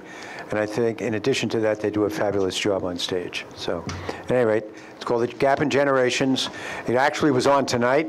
It's tomorrow night, Friday night, and Saturday night at 7:30. At 7:30 each night. Pardon me? At 7:30 each night. night. Yeah, This weekend? Yes. this week, right now. Yeah. Today, tomorrow, Right. Friday, Saturday. How much, do you know how much is it? Usually they're $10. We believe it's about $10 a ticket per adult. Students, I think, are $5 usually. Opportunity for board members. We'll start with Mr. Mason. Okay, thank you. For the past, about 11 months, when I have an opportunity, I had said that I would make comments on our Secretary of Education and what policies are emanating from the Department of Education and how they affect us here locally. I made a habit of speaking up when the opportunity presents itself, when there are things that truly affect us and our ability to educate our kids. Taken from the Washington Post recently is, I'm going to read just one quick paragraph. The Secretary made clear her K-12 priority is expanding charter schools, which are publicly funded but privately operated, and vouchers or voucher-like programs which use public money to pay for private and religious schools in different ways. Her supporters say those measures offer parents more choices, but her critics say they drain resources from public education system, the most important civic institution in the United States. Other secretaries of education from other administrations have also supported charter schools, but they wholeheartedly endorsed our public school education. And they appreciated the value of our public schools, knowing that they are the foundation, the building blocks of education and how we function as a society in this country. So it's important that we support the continuing efforts of our public schools and the funding of them as they have been doing. Not saying it's perfect, but it is critically important that we do so. Other than that, go see the show. Thank you. Yes, you get to go next. Do I get to go next? Of course. Okay. Thank you. Although everyone has left, I would like to thank Mrs. Waldman, Mrs. Montemarano, Mrs. Cahan, and all of the Watson kids. It's fabulous to see all that they did. I was actually lucky enough to go to the night of play, or whatever they called it. And it was really delightful, because not only were the children playing, the adults were playing. So, and that Perplexus, I know, yeah, well, that's what my 22-year-old is getting for Christmas. Where do you get them? What? Where do you get them? Amazon.com. Amazon. That's where I get everything. It was a really wonderful night. It was wonderful to see them here, and it's always great to see what's going on. It's wonderful when our kids come and show us things that they're doing in school, because it is amazing. I do want to congratulate, the high schoolers, but also the middle school drama club put on Oddly Awesome. And for those who missed it, it was fabulous, and it's on TV. I'm going to echo what John said and thank Mr. Bartels and Dr. Johnson for everything and all the work that has gone into dealing with this bus strike. I just want to reiterate and want the public to know that the decision to terminate the contract with Bauman Bus was a difficult decision. It was not made lightly. We had two separate meetings with our lawyers, and everything that we did was for the safety of our students. They are our #1 priority, and I think we just want to get back to education right now. So other than that, happy Thanksgiving. I hope everybody has a great Thanksgiving. That's what I have to say. Mrs. Hackett? Not to be redundant, but thank you, Robert, and your staff. I mean, we are not the only school district that suffered at the hands of this, and I will, commend you for putting that contingency plan into place so quickly, because other school districts really literally left out in the cold. And some parents really said, well, God, they didn't even have to do that for us, and they did. So we know that the parents really do appreciate that, and I know I do. The high school open house was a great success for anybody who came. Congratulations to Mr. Murphy and his staff, and the kids were wonderful. Got a chance to walk through and see all the clubs. They got to highlight and showcase many of the great things here, and really, I think, put Southside High School on the map for being a great choice of high school anywhere around. So I was really proud to be there, and thought it was such a great event.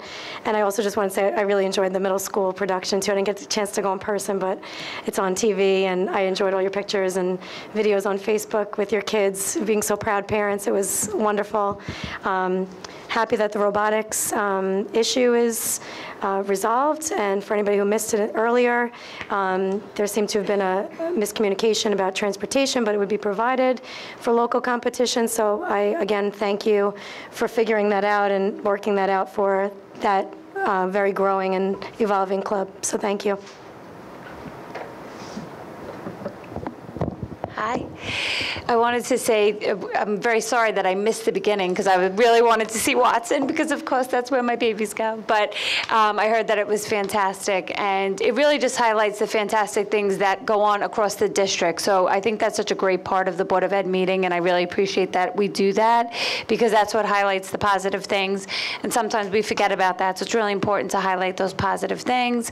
I also want to say thank you about the bus strike, thank you about robotics. You're really listening to the community, and we cannot appreciate that enough. So thank you, administration, all of you. Thanks. All right. I'd like to thank the Watson families for all coming out with their children, showing us what part of what they do during the school day, how exciting fun games can be for them, and it is an important part of education, an important part of socializing and all that. So it was great to see them, and I do appreciate the parents and the staff all coming out. Everything else, the play, to go see the play, everything else was covered. I'd like to touch upon the calendar. We have only one Board of Ed meeting in December. It's December 6th. It'll be here in this room. It's open for public. I'd like to also bring up the Drug and Alcohol Task Force has a parent presentation on the 28th of November. Noreen, would you like to say something about that? Yes, thank you very much, Mr. O'Shea. This is one of two parent presentations we'll be having this year. We like to think of them as a series just to keep education and awareness paramount and everyone front and center. We've had a very energetic and enthusiastic coalition built over the last several years in Rockville Center. We're working together to really try to stem the tide of substance abuse among our youth. This speaker is Larry Glenns. He lost his son to overdose. He puts on a presentation called Forgiving Kevin, and it's really very riveting and resonating. It is a presentation really geared toward 6th through 12th grade students and their parents. If parents of younger children would like to come, of course you're welcome, but it's really not recommended that the younger children come. So middle school, high school students, and parents are really invited to come to this presentation. It's November 28th at the high school at 7:00 p.m.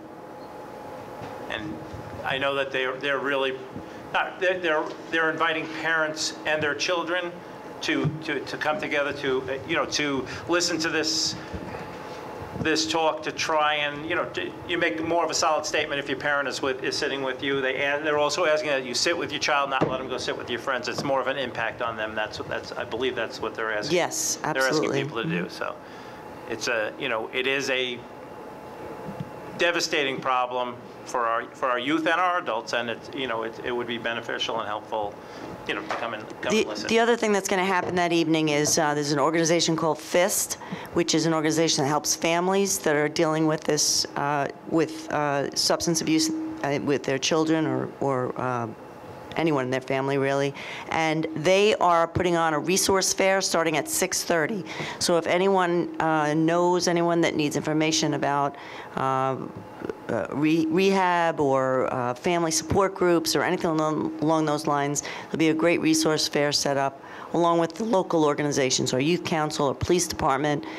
So you can come before the presentation. The presentation will go on at 7, and then there'll be the resource fair will run for a little while after as well. And then the March speaker, I'll just talk about now just to gear up. That date is March 20th, I believe. I'm doing that off the top of my head. I believe it's March 20th. Is Chris Herron, which is a former professional basketball player who is supposed to be a phenomenal speaker about his fall and then recovery from substance abuse.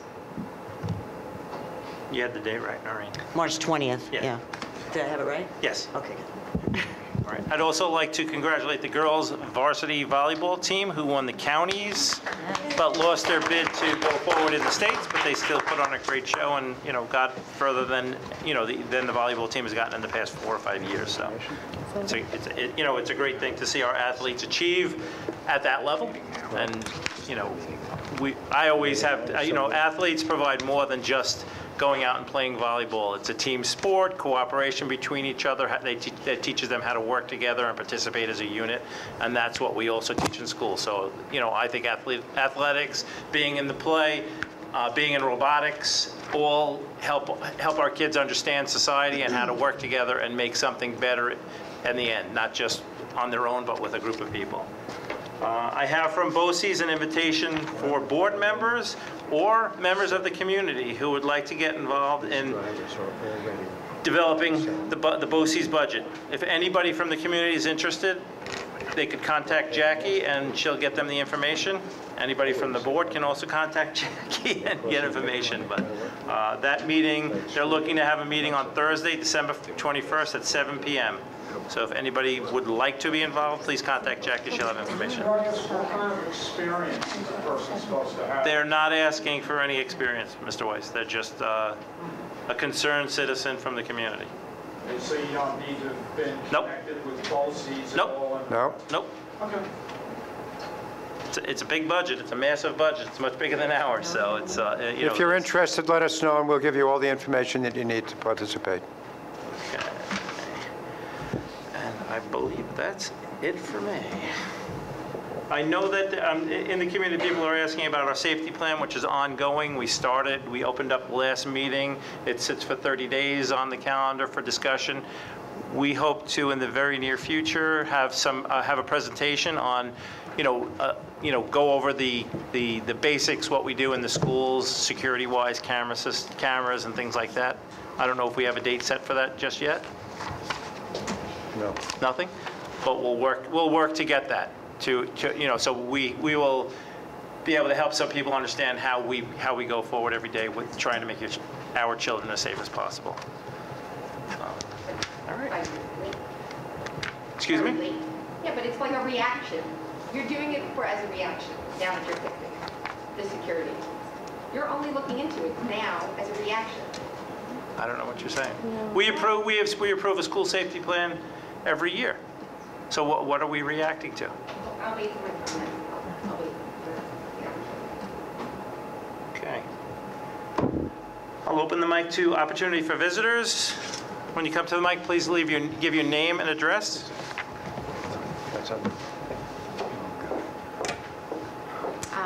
Hi, Faith Varley, Park Lane. I just wanted to say 2 thank yous. It was a little late for my son Jason to come out tonight, but he did want me to come and thank you all.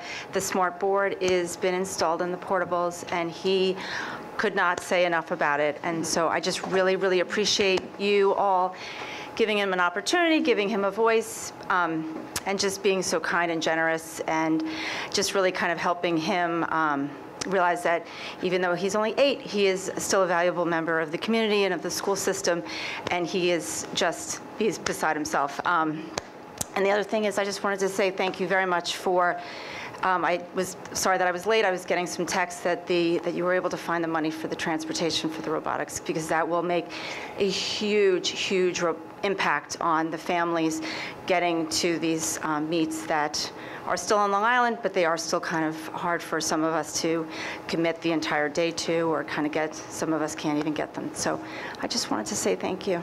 We didn't find the money.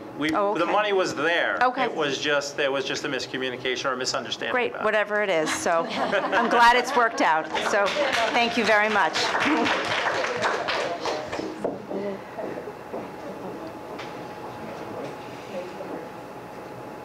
I like the new layout, but which microphone shows up better on TV? That one. Just want to make sure. I'm not moving anything more. Okay.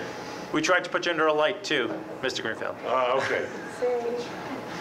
Good evening, everybody. I haven't been here for a few months, and I wanted to come to thank the school board for coming together to extend Dr. J's contract, listening to the will of the community as demonstrated in the last election. So thank you all very much. During this bus crisis, it was good to have Dr. J at the helm.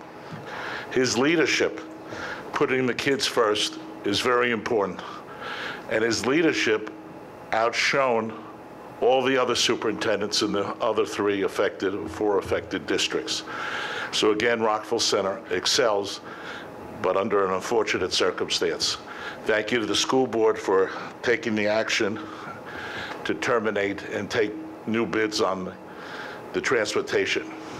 I've never been a fan of our transportation bus sole source, one bid contracts. And this just demonstrates another reason why we need to introduce competition.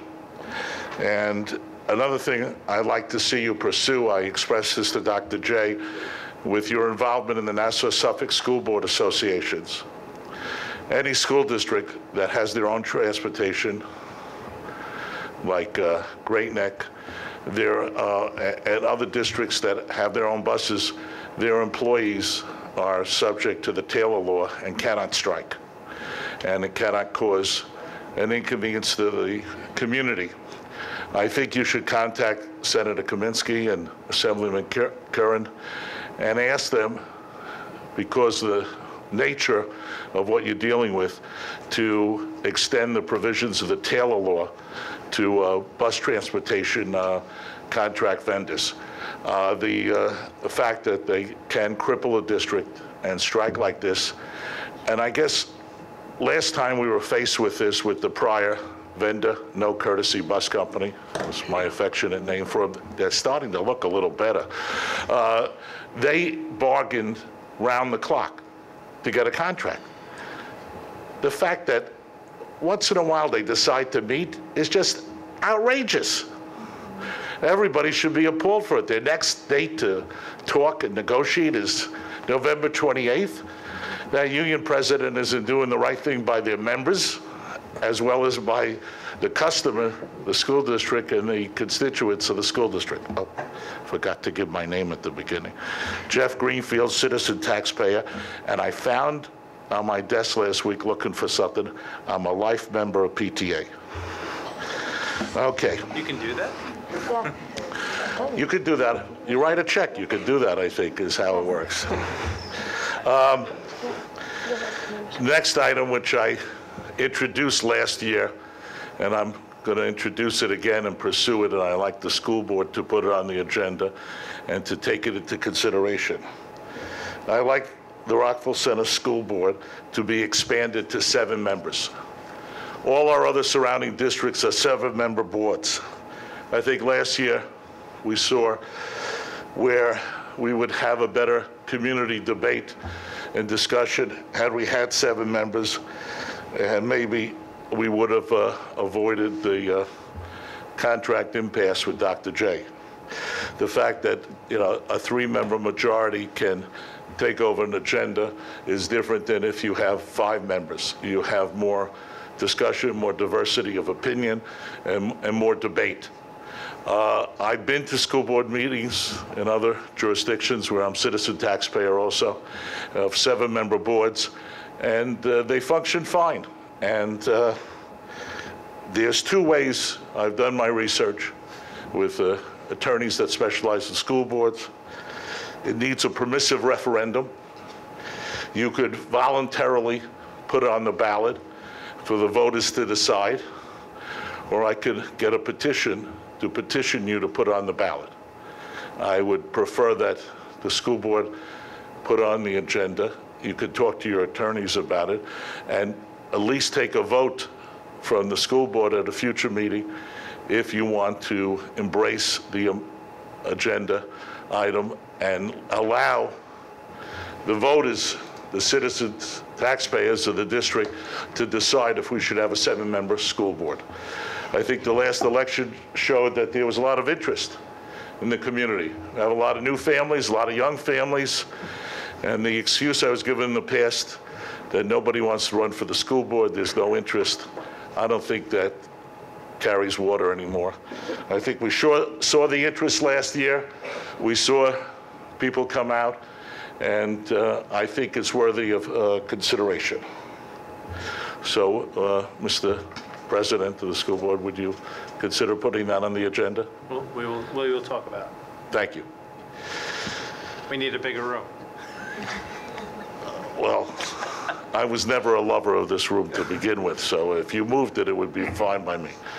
The brick veneer that I saw, this addendum for the resolution that separated the middle school, how much is this event going to cost us out of budget?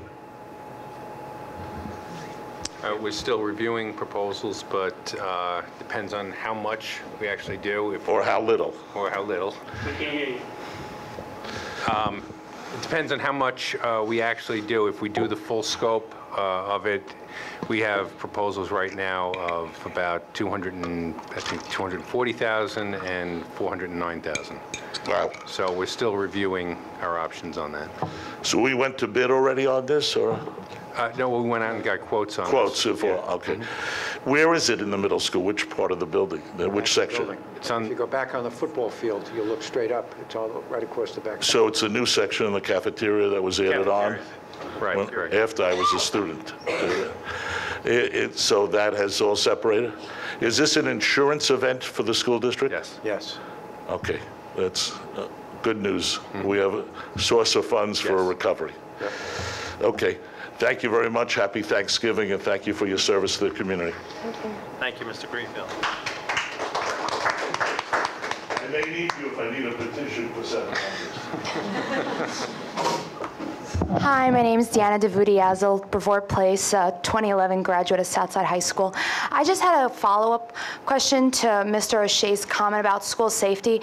In light of the prevalence of gun violence and unfortunate mass shootings, do we conduct any active shooter drills in any of the schools? And if so, what do we do, and if not, why not? Thank you. Dr. Johnson? Yes, we do. And we have been working with the police and actually having them come in during the school year, and in fact, play it out with the police as well on the weekends. So we've gone down that road and working with the police commissioner as well. And does that happen at all the grade levels? Because unfortunate elementary schools are not safe from this issue either. Yes? Okay. Yeah. Okay, thank you.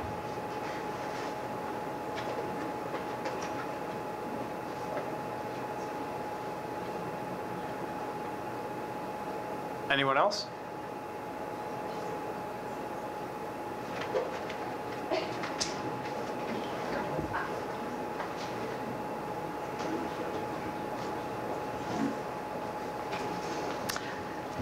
Elizabeth Arnott, 120 Berkshire Road, Rockville Center. I'm not a very good speaker, so it's nerve-wracking being up here.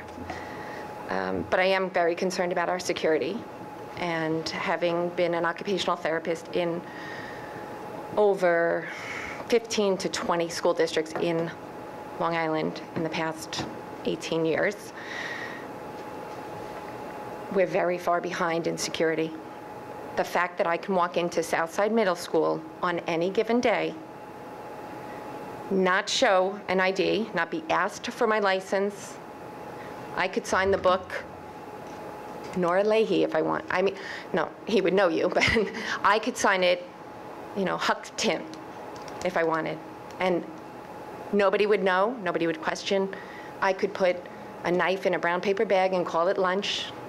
I could put a gun in a bag and put it in the 6th grade bin and nobody looks. I could, if I was really insane, say to them, hi, walk in through the door as he buzzes me, as he walks me in, and then beeline down a hallway and take fire. It's absurd. It's happened.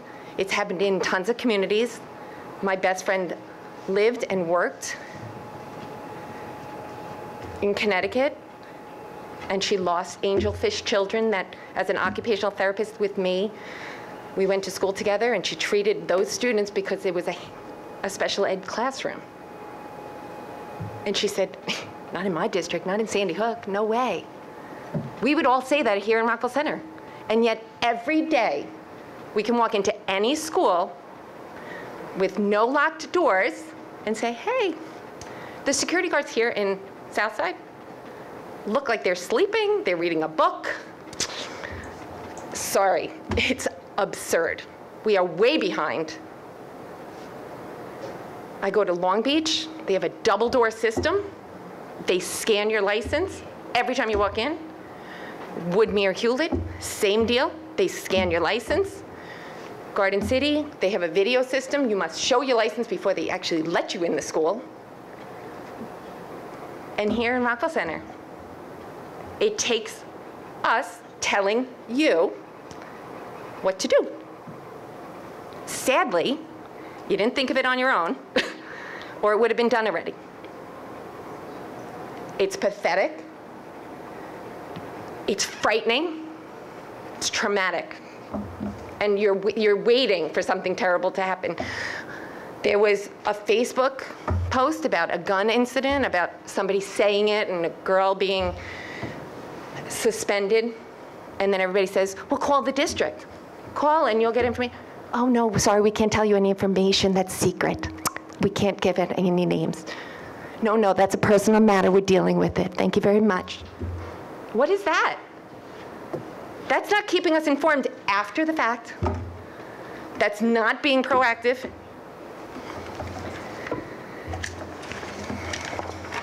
I'll move on to my next topic because honestly, does anyone want to say anything back?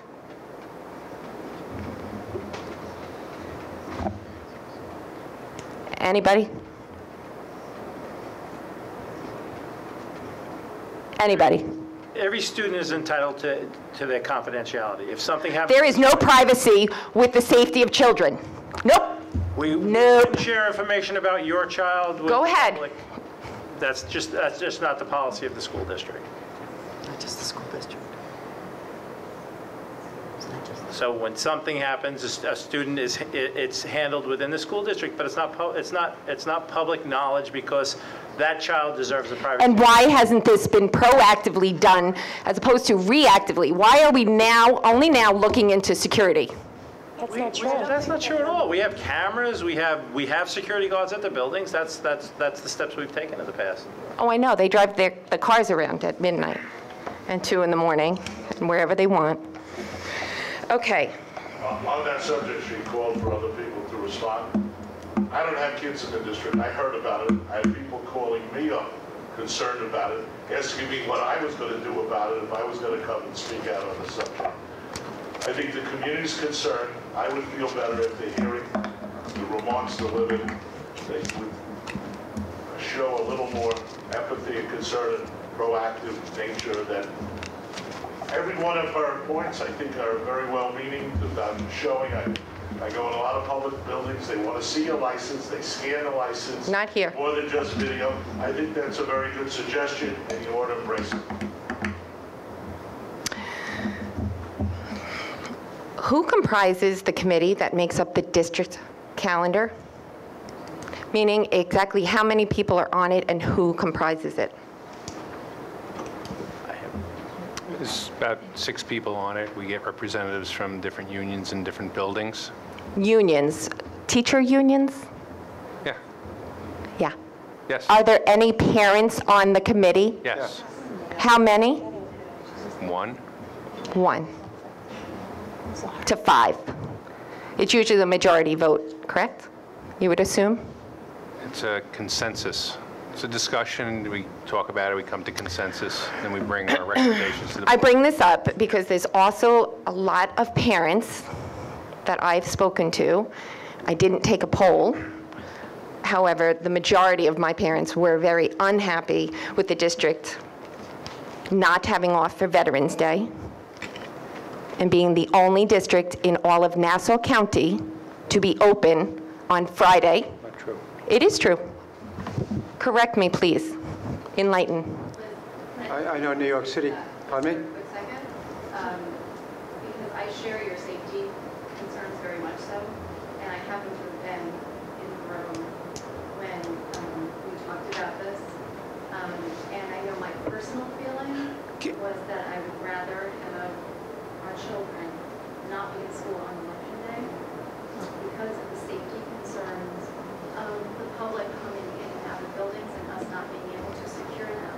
And it was also my understanding, and the way it was presented, it was our understanding that if Veterans Day was on a Saturday, someone can kind of enlighten us a little bit more about this, but if it's on a Saturday, that that's the actual day, I think that it's celebrated and that it's then, but Right. you can speak to that, but if there was to be some kind of decision that week that you could only have the one day off, that I think the sentiment was to go with Tuesday so that we weren't compromising.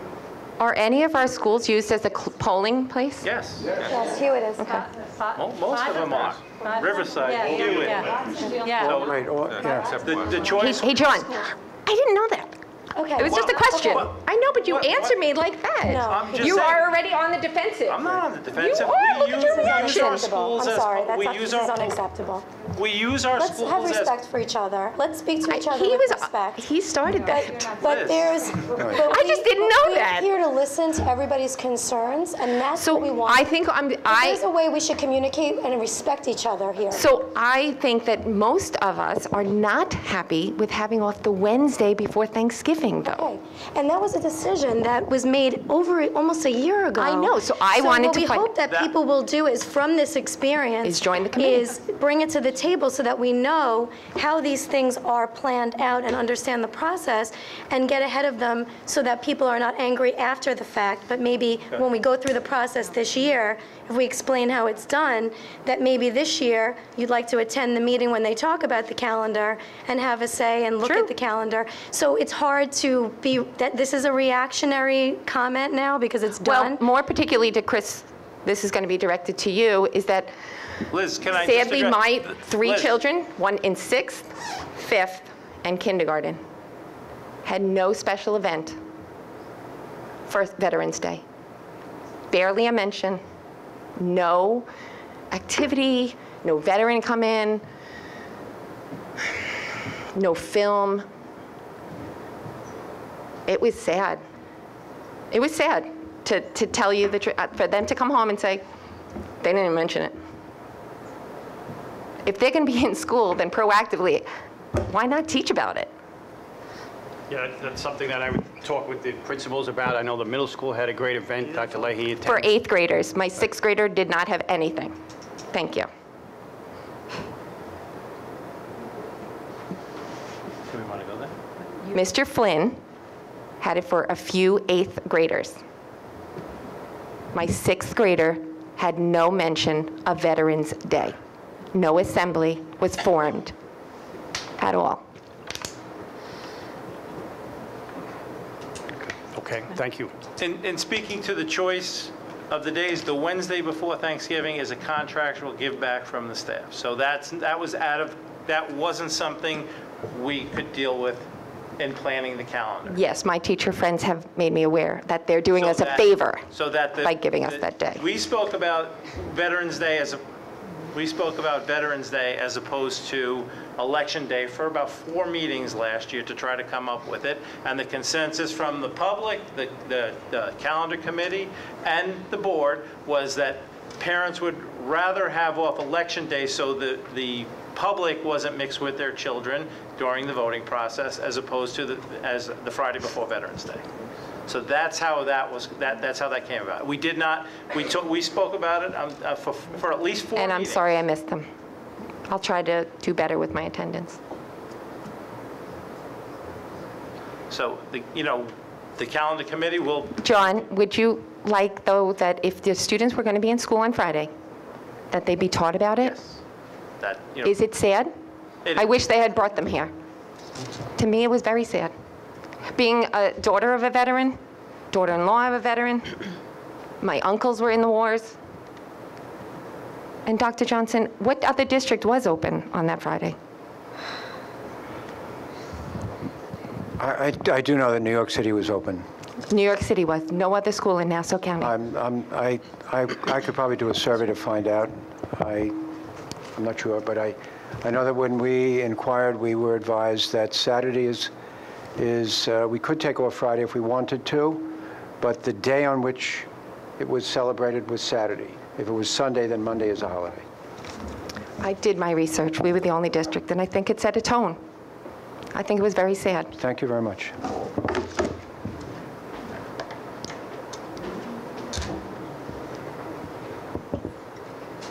changing mics, Jeff? I want to try this side. Let me see. I'll watch the video later. This side. So, I've been, when my kids were in school, I made myself an ex officio member of the calendar committee, and I was very vigilant on the calendar. I'm the father of the 2-year calendar, because hearing 1 year wasn't enough with scheduling. And I too was shocked and surprised that we were open on Friday. I was also an early advocate that we closed the schools on Election Day for safety and security of the students, and there's so many people walking in. You don't have to show a license or anything to vote, which is also kind of crazy. And the fact of the matter is, it was the right decision to close on Election Day, but Veterans Day should have been closed also.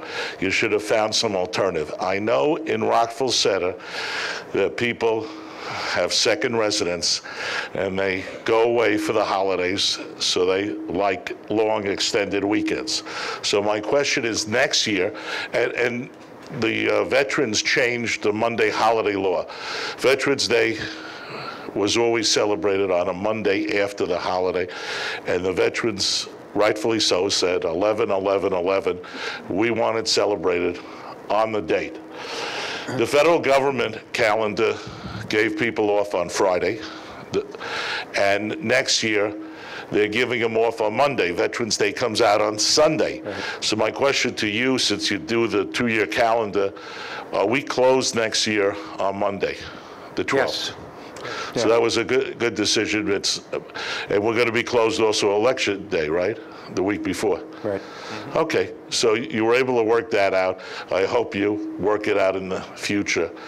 That we're not the only district that's open. We have discussions on the calendar, Jeff, probably, I don't know, John, how many meetings? 3 or 4 meetings during? I know we spent at least 4 meetings. Yeah, so I mean, you know, we try to give as many people in the community an opportunity.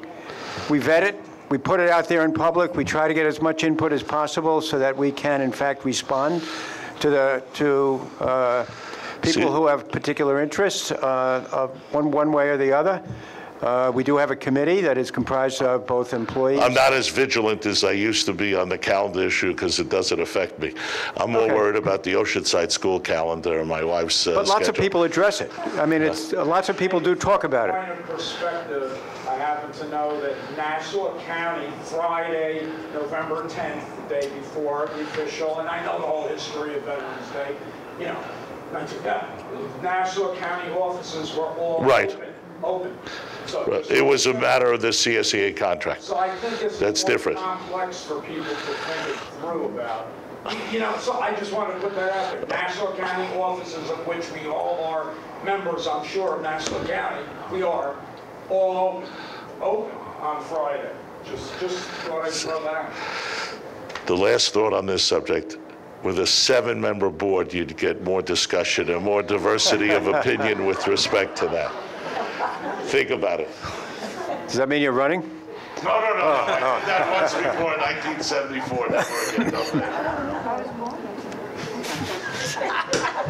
You should have said that. You should have said that in the mic. What is it? Okay. That was the year Mrs. McNulty was born. I'm not worried about it. I almost beat an incumbent, and he never got over that. He talked to me there for that point forward. He was shocked.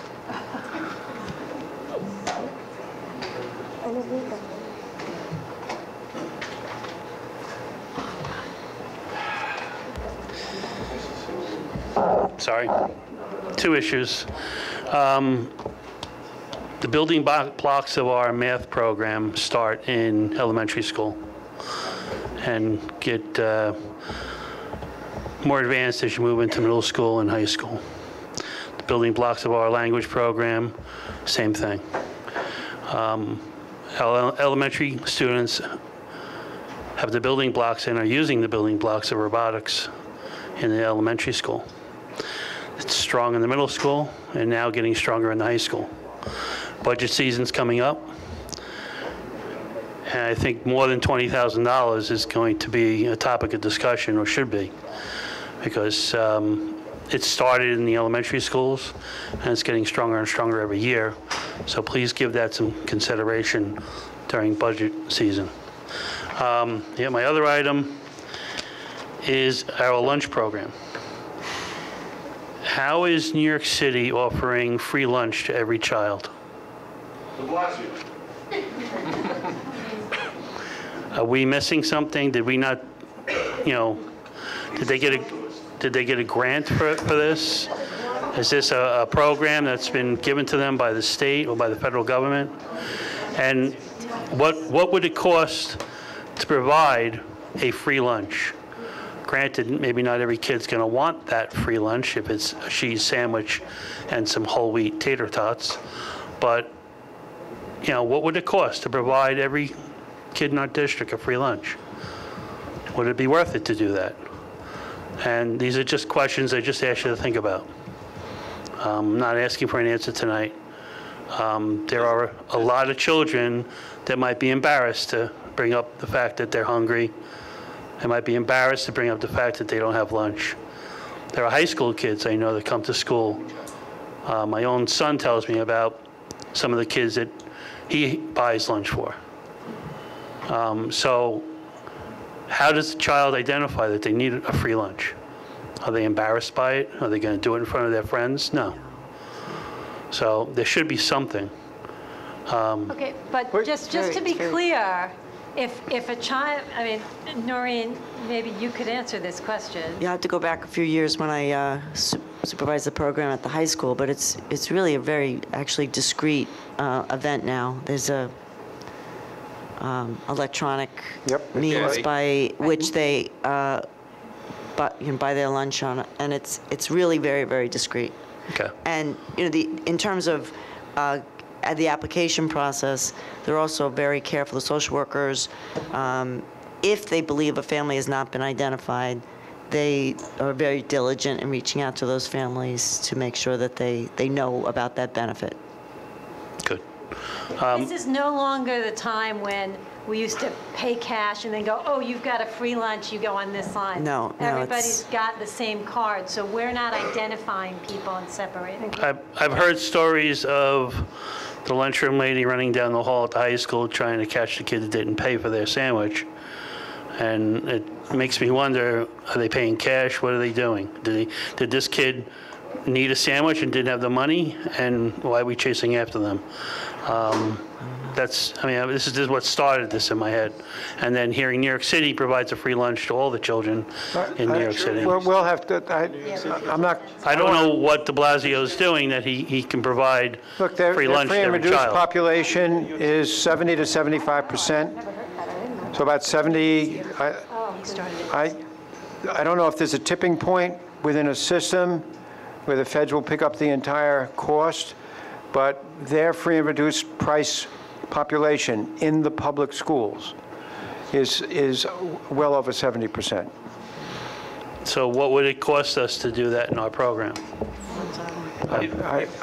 We can go back to the budget. I mean, the overall budget is, that's a pretty simple thing to do. Or just at least to have an offering. Roughly You know. 3,500 kids. At $3. Well, not at $3, but let's say there's whatever the school district cost is, we're probably talking close to $50,000 a week. And from there, you can do the math. We generate $50,000 a week, basically? Is that what's going through our system now, or? No, you're talking about feeding every child free lunch. Whether they get lunch, whether they get it or not, or whether they... My option was to have a free lunch option available on the menu, basically.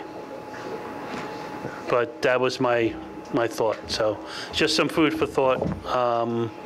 New York City was able to do that along with pre-K for all of New York City. So they get funded differently than we do. I know that. As well as anybody in this room. Yes. Where the money in the state goes. And with that, thank you. Doreen, can a student apply for free lunch, or does it have to go through a parent? Oh, they have to go through a parent because we need the documentation to back it up. Right. Unless they're a foster child, then it's automatic. And yeah, that's pretty much the automatic one. But the parents will submit and provide the documentation. So there's no avenue where if a parent is unwilling to take that step because they're embarrassed that their child could benefit from a lunch program? That's where our social workers are they're really plugged in. They're really tuned into those situations, and that's not to say we couldn't possibly miss someone. I suppose we could, but they know these kids so well. Between the 6 guidance counselors, at least in the high school, two social workers, and 1 in the greenhouse, and 2 school psychologists. There's a really strong PPS staff that really looks out for those sorts of things, and administrators. Because I could imagine that some parents may be unwilling to come forward out of sheer embarrassment, and they live in denial. And No, I would hate to see that someone wouldn't get. There wouldn't be the pot. So if a social worker steps in and says, I think John is not, for whatever reason, would the school district be able to do anything for John without going to the parents? Or no? Are we stuck with only reaching out to the parents, and if they refuse, then that's still... Sometimes these situations get somewhat complicated. Let's say you'd identify it because a child wasn't coming in with money or lunch or food. No child would starve. I mean, we're not going to let a child starve, but there would be they have to unpack it to try to figure out why this was happening. Is it in a case of abuse? Is it a case of lack of funds? Is it a case of parents not having an understanding of how to apply? So that's where the support staff really comes in and tries to... So could I just ask, so you just said, so if, you said, so no, if they came in with no money or lunch, that they wouldn't starve, so what would happen? Because I haven't heard yet how Greg was talking about the lady might be chasing the person down the hall looking for the $3. So what would they do? Right. Robert, maybe you could speak to, what if a child doesn't have money on their card, what you would do through the cafeteria program. But I'm really talking more about identified students that we know are in harm's way, financial harm's way. Certainly no school would allow a child to go to school hungry. It just doesn't happen with the way that we respond. Yeah, what the answer is to just wouldn't happen. What would happen? They'd give them food. And it's my understanding if a child comes to school and they have no lunch or no money to buy lunch, they would get a sandwich and a water or something something in that effect. I know there used to be something with one of my guys. But that's probably more. In the midnight, I remember it from either elementary school, I think, but I don't know what happened. Yeah, I would think that would only be in the elementary level because you don't have to go to lunch. It would be in the high school too if somebody But you don't have to came. go to the lunchroom, so you wouldn't necessarily know that child doesn't have lunch. Right? Yeah. Well, Look, we've had situations where teachers will come to administrators and identify students. It's a very caring community, and I've never seen a child turned away or not fed if they're hungry in the school building. The further on up the grade level you go, the more complicated it becomes. It's a little bit more difficult at the high school because of the way in which we structure the lunch program. In the elementary schools, teachers know, and the schools take care of the children. It becomes more issue for me because only, my wife and I, but I actually made a lot of lunches, and then if I hadn't made it or something, he had to get to school, I'm talking the younger grades, and that's where I knew that, they would give them a lunch in the elementary. I remember it. They would give a peanut butter sandwich or something, the nurse was at Culver. But I'm just saying, I don't even with my guy now, he's a senior, but I hate to see that a kid wouldn't get a lunch. It's something Just so you understand, what I think Dr. Leahy is referring to is the fact that kids on their own sometimes will not be their own advocate. Right. Generally speaking, what happens is somebody in the guidance office will know this. Filling out the application, even though the parents may be somewhat neglectful or fearful of signing something, we figure out ways to get around that. All right. I think I was more curious about a one-day-only situation that she was answering that. But Yeah, I think. Okay. Cheese sandwich and a drink. All right. Thank you very much. We're all right. We have one more. Oh, one more? No problem.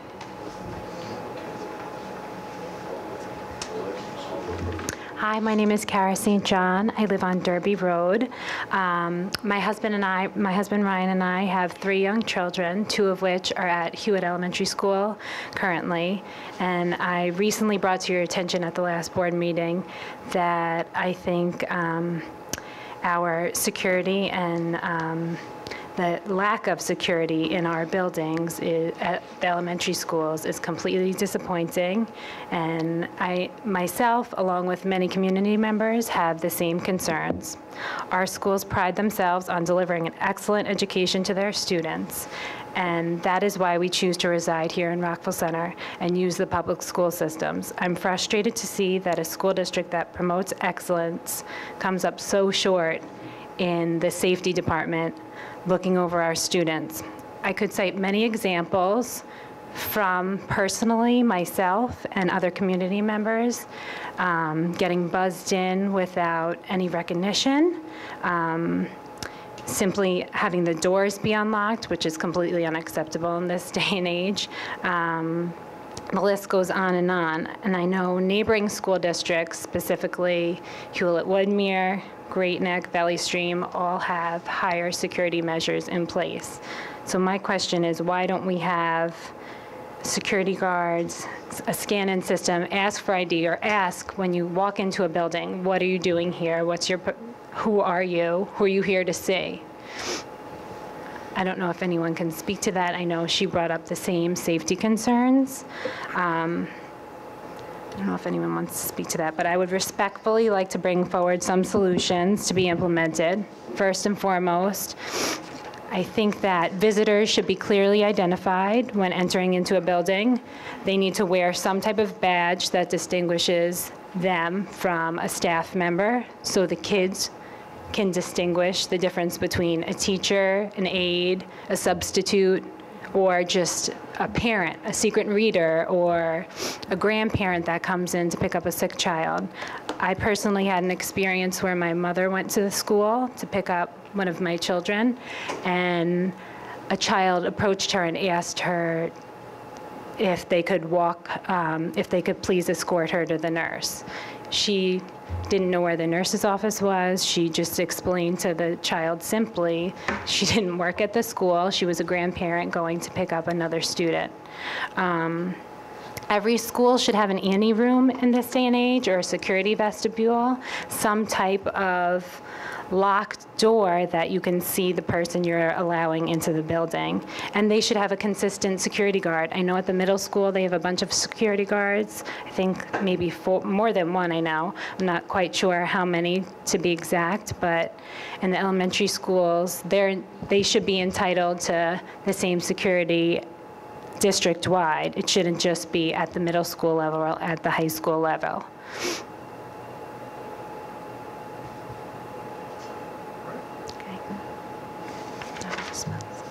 Thank you. Thank you.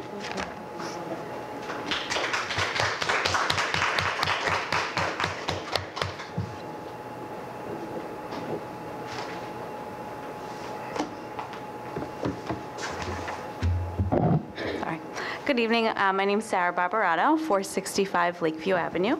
My husband and I both grew up in Rockville Center from kindergarten through high school. We love Rockville Center. This is where we wanted to raise our 3 girls. We're so happy to be back. And one of the things that brought us back, of course, is the schools. And as an educator myself, I share the same concerns with Kara and some other community members about the lack of security, particularly at the elementary schools. I'm aware of the other measures that are in place at other elementary schools on Long Island. As mentioned, guards, ID scanners, someone monitoring the cameras at all times, printed visitor stickers. I just feel that in this day and age, we really need to put our kids first. I know at Wilson School, where my daughter is, the staff and teachers take such fabulous care of all the kids every day. And it's our job as community members to make sure that we're taking care of them, their safety, the safety of our children. And I think that, as Kara mentioned, perhaps forming some sort of committee where you can hear the concerns of parents, educators, I'm sure as well, have concerns, so that we can get together and talk about this a bit further. I think that it's an important issue. And we just really need to make sure that safety is at the forefront of our agendas, and I know that there are great measures at the high school and the middle school, and I do feel that the elementary school needs those similar measures as well, because unfortunately, elementary schools are just as vulnerable as any other school, regardless of middle school, high school. So I just wanted to share those, my concerns with you as well. So thank you for your time. Thank you.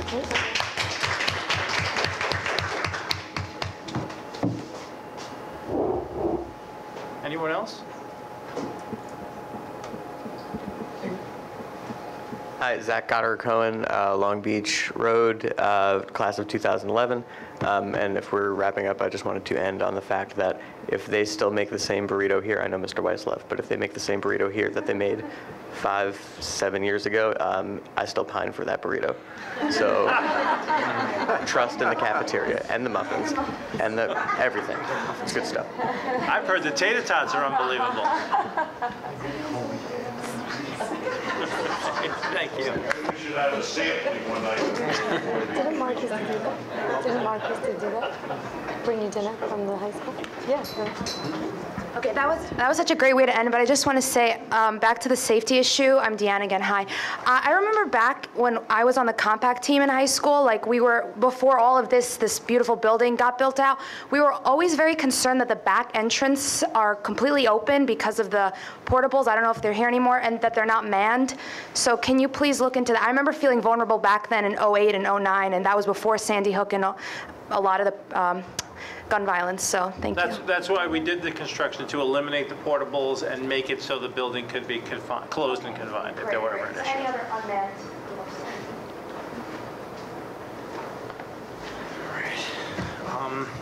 On to the business of the meeting. I'd like a motion to approve the minutes. So moved. A second? Second. Any questions? All in favor? Aye. Can I get a motion to approve the financial reports as listed? So moved. A second? Second. Sorry. Any questions? All in favor? Aye. Can I have a motion to acknowledge receipt of the financial reports? So moved. A second? Second. Question? All in favor? Aye.